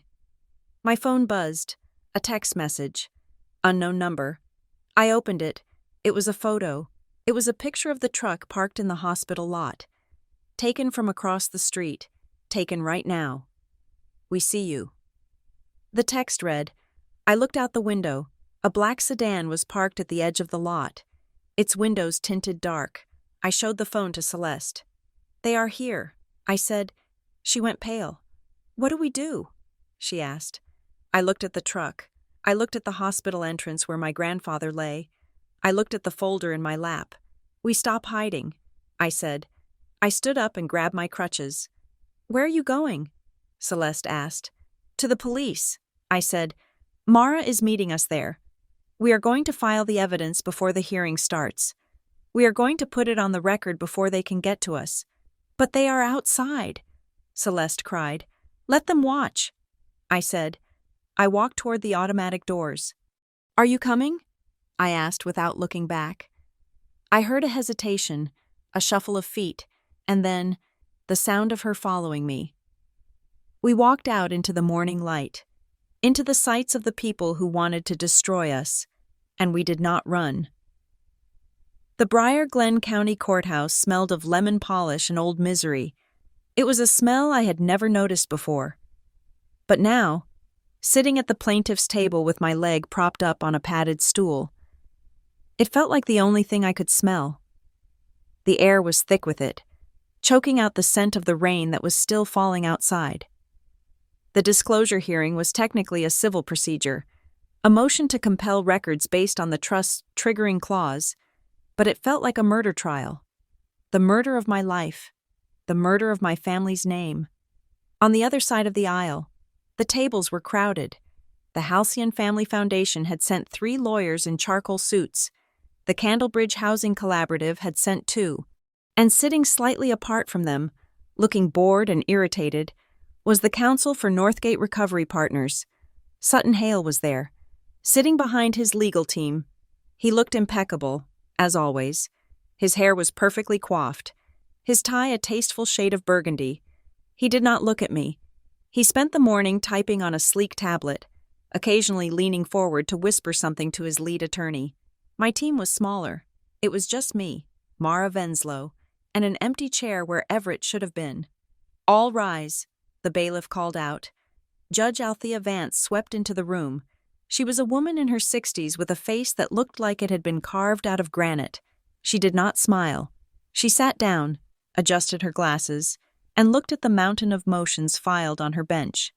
"We are here regarding the petition for accounting filed by the Russell Family Trust," she said. Her voice was dry, devoid of patience. "I have reviewed the filings. I have reviewed the objections. Let us begin." Halcyon's lead attorney, a man named Mr. Sterling, who wore a watch that cost more than my entire education, stood up first. "Your Honor," he began, his voice smooth and resonant. "This entire proceeding is a misunderstanding. The Halcyon Foundation is a philanthropic pillar of this community. We have fully cooperated with Ms. Russell's requests. The discrepancies she alleges are nothing more than clerical errors, minor administrative disconnects that occur in any organization of our size. We are eager to clear this up, but the plaintiff's aggressive demands for sensitive internal data are simply harassment." He gestured toward me as if I were a nuisance. A fly buzzing at a picnic. Candlebridge's lawyer followed suit. "We concur, Your Honor. The allegations that our housing collaborative is involved in Financial impropriety are baseless. We simply facilitated a charitable grant for a volunteer in crisis. That the funds were later reallocated was a matter of compliance, not malice. Then it was Northgate's turn. Their lawyer stood up. He did not look smooth. He looked like a street fighter in a cheap suit. Your Honor, my client holds a valid lien against Ms. Russell's future settlement. She signed the agreement. We have the document. The fact that she is now claiming, months later, while heavily medicated, that she does not remember signing it, does not invalidate the contract. We ask that the court dismiss this motion and uphold the lien. He looked at me then, a sneer. Miss Russell has been through a traumatic event, he added, his tone dripping with fake sympathy. Confusion is to be expected, but confusion is not a legal defense. I felt the heat rise in my cheeks. My hands curled into fists in my lap. I wanted to scream. I wanted to stand up and shout that they were liars, thieves, vultures picking the meat off my bones. But I heard Everett's voice in my head. Noise is their weapon. Silence is ours. Stick to the facts. I took a deep breath. I uncurled my fists. I looked at Mara. Your turn, I whispered. Mara stood up. She did not have a polished speech. She had a timeline. Your Honor, she said, we are not here to debate my client's memory. We are here to debate physics. She placed a poster board on the easel facing the judge. It was a calendar of October. On October 14th, the date Northgate claims my client signed their retention agreement. Willow Russell was in the ICU at Briar Glen General. Her medical charts, which we have submitted into evidence, show that she was administered a high dose of sedatives at 800 hours and again at 1400 hours. Mara pointed to a timestamp. Furthermore, the visitor logs show that no representative from Northgate entered her room on that date. The only visitor she had was her mother. Celeste Russell, Mr. Sterling jumped up. Objection. This is speculation. It is documentation, Judge Vance said. Sit down, Mr. Sterling. Continue. Mrs. Benslow. Mara flipped the page on the easel. We also have the matter of the insurance fraud allegation filed against Mrs. Russell at her place of employment, she said. My stomach tightened. Just 2 hours ago, during a recess, I had received the email from Marrow and Keene. I had sent them the proof, the handwriting analysis, the timeline of my hospitalization, the evidence that the anonymous tip contained details only my mother could have known. They had suspended the investigation. They had not fired me. They reinstated my status to pending review. It was not a victory. I was still unpaid, still under a cloud of suspicion. But it was a lifeline. It meant I still had a job to go back to, if I ever walked again. Mara continued. We have submitted evidence proving that the handwriting on the Northgate agreement, the hospital payment plan, and the liability waiver does not match Miss Russell's. But we have something more important than handwriting. She paused. She walked back to our table and picked up a single sheet of paper. It was the missing page from the police report. We finally received the unredacted accident report from the state police. Mara said, it seems the redaction requested by Mr. Hale's former law firm was improper. Sutton Hale shifted in his seat. He whispered something furious to Mr. Sterling. This is the witness statement from the gas station attendant at the scene of the crash. Mara said, he describes the vehicle that struck Ms. Russell, a dark SUV, and he describes a decal on the rear window. She held up a photo of the Candlebridge logo, a house with a flame inside. Mara said, the same logo that is printed on the letterhead of the Candlebridge Housing Collaborative, the organization that Mr. Hale directs, the organization that my client's mother volunteered for. The courtroom went silent. The air pressure seemed to drop. This was not an anonymous hit and run. Your Honor, Mara said, her voice hard. This was a vehicle connected to the very network that immediately swooped in to manage my client's finances. They broke her legs, and then they tried to sell her the crutches. Mr. Sterling was on his feet again, but he looked less confident now. Your Honor, this is preposterous. A sticker on a car? That proves nothing. Anyone could have a sticker. Does anyone have a sticker for a local housing nonprofit? Judge Vance asked. Her eyes were sharp behind her glasses. Or do only employees and contractors of that nonprofit have them? She looked at Sutton Hale.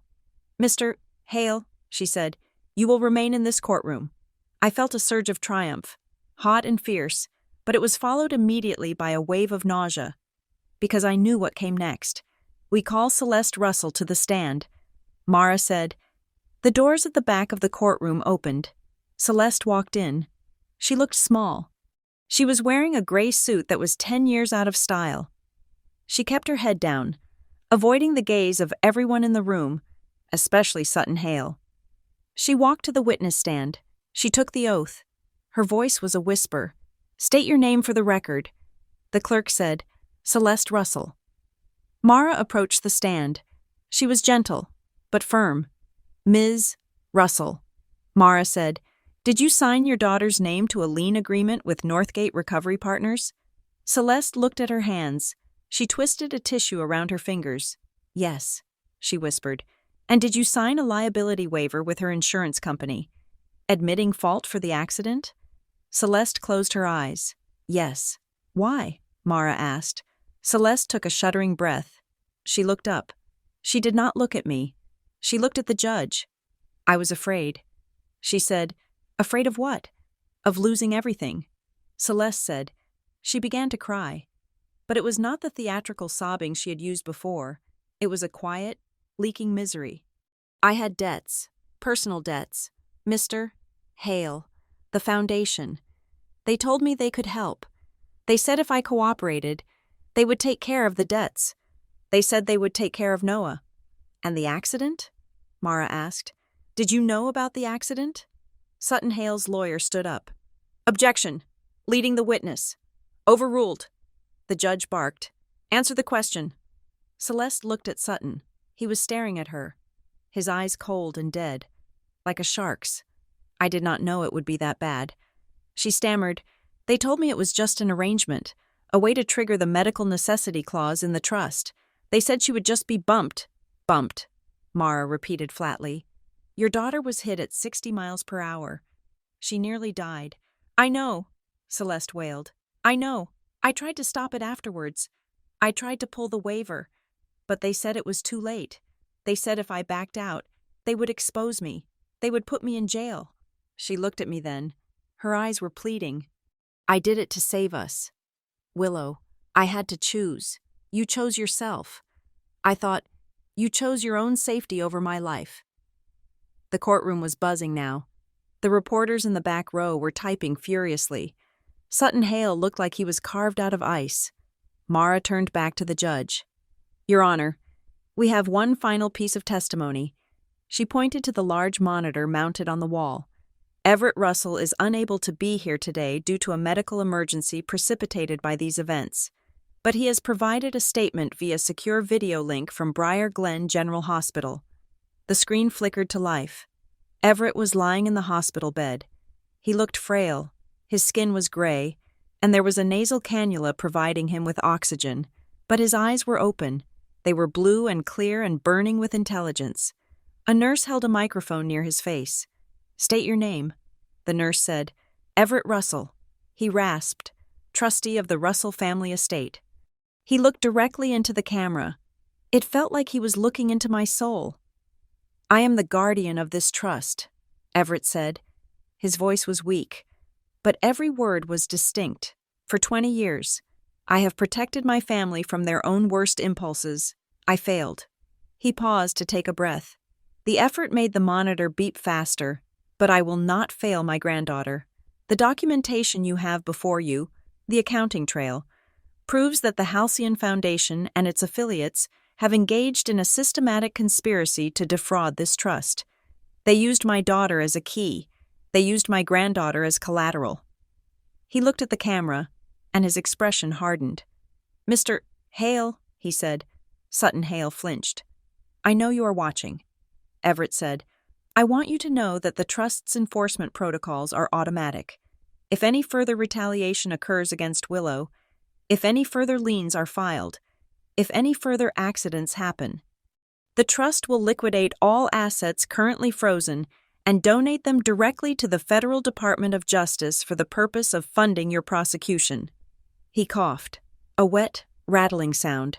"We are not victims," Everett whispered. "We are the witnesses who will bury you." The screen went black. The silence in the room was absolute. Even the opposing lawyers looked shaken. Everett had turned a hospital bed into a pulpit, Your Honor. Mara said, "We have one more witness, a surprise witness." She turned to the door. "We call Dr. Lyle Kerrigan." Sutton Hale's head snapped around. For the first time, his mask slipped completely. His mouth opened in shock. "Doctor?" Kerrigan walked in. He looked different than he had at the gala. He wasn't wearing a tuxedo. He was wearing a rumpled suit, and he looked like a man who had not slept in days. He took the stand. "Dr. Kerrigan," Mara said, "you are testifying today under a grant of immunity from the district attorney's office. Is that correct?" "Yes," Kerrigan said. He poured himself a glass of water and drank it all in one gulp. "Tell us about the referral network." Mara said. Kerrigan took a breath. "It is a marketplace," he said. "That is what we call it, the marketplace." "Explain." "Private rehab clinics, like Silverbarrow, like the ones in the Northgate network. They are hungry for patients, specifically, patients with high-value insurance policies or access to large settlements." He looked at the judge. "We pay for them, Your Honor. We pay referral fees to foundations like Halcyon. They find the patients, usually through community outreach or disaster relief, and they steer them to us. In exchange, we make donations back to the foundation. And the patients?" Mara asked. "They are the product." Kerrigan said, "We keep them sick enough to keep billing, but well enough to keep signing paperwork. If a patient recovers too quickly, it is a loss." "And Willow Russell?" "She was a gold mine." Kerrigan said, "A young woman with a complex injury and a wealthy family trust? She was perfect. That is why the transfer to Silverbarrow was set up. We were going to bleed that policy for years. Why was it canceled?" Mara asked. "Because Celeste Russell got greedy," Kerrigan said. "She wanted to route the money through her own shell company. She tried to cut us out, so we pulled the plug. I felt sick. I physically gagged. I had to put my head down on the table to keep from vomiting. It was not just my mother. It was an entire industry. Doctors, lawyers, nonprofits. They were all feeding on the same carcass, and I was the carcass." Judge Vance had heard enough. She slammed her gavel down. It sounded like a thunderclap. "This court has heard sufficient evidence to grant the motion for accounting," she said. Her voice was shaking with suppressed rage. "But I am going further." She looked at Mr. Sterling. She looked at Sutton Hale. "I am ordering an immediate injunction against the Halcyon Family Foundation, the Candlebridge Housing Collaborative, and Northgate Recovery Partners. All assets are frozen. All records are to be seized by the Sheriff's Department within the hour." She turned to me. "Ms. Russell, I am granting you a temporary protective order against all parties named in this suit. I am also issuing a stay on all medical liens. No one is taking a dime from you until this court says otherwise." She looked at the prosecutor who was sitting in the back row. "Mr. District Attorney," she said, "I expect to see criminal indictments on my desk by Monday. Case adjourned. It was a win. It was a massive, earth-shattering win. But as I walked out of the courtroom, I did not feel like a winner. I felt like a survivor of a bombing raid. I was alive, but everything around me was rubble. The hallway was chaotic. Reporters were shouting questions. Lawyers were yelling into phones. I pushed through the crowd, Mara flanking me like a bodyguard. "Willow!" I stopped. I knew the voice. Celeste was standing near the exit. She looked terrified. She was clutching her purse like a shield. I turned to look at her. "What do you want?" I asked. She took a step toward me, then stopped when Mara stepped in between us. "You do not understand," Celeste whispered. Her eyes were wide and wild. "You think this is over? You think because the judge banged a gavel, it is over? It is over for you." I said, "You testified. You admitted it." "I admitted what I had to," she hissed. "But you do not understand who you are fighting." Willow, Halcyon is not just Sutton Hale. It is bigger. It is money from places you cannot imagine. They will not just let this go. Are you threatening me? I asked. No, I am warning you. Please, Willow, take Noah, take your grandfather, and go. Leave town. Disappear. I looked at her. I looked at the woman who had taught me to tie my shoes. The woman who had taught me to ride a bike. The woman who had sold me to a debt collector. I am not going anywhere. I said, Willow, please. I stepped closer to her. I leaned in until I could smell the stale fear on her skin. I did not start this. Mom, I said softly. I just stopped pretending. I turned around and walked out the door. I did not look back. I stood on the steps of the courthouse. The rain had stopped, but the sky was still a heavy, leaden gray. The air was cold. I took a deep breath.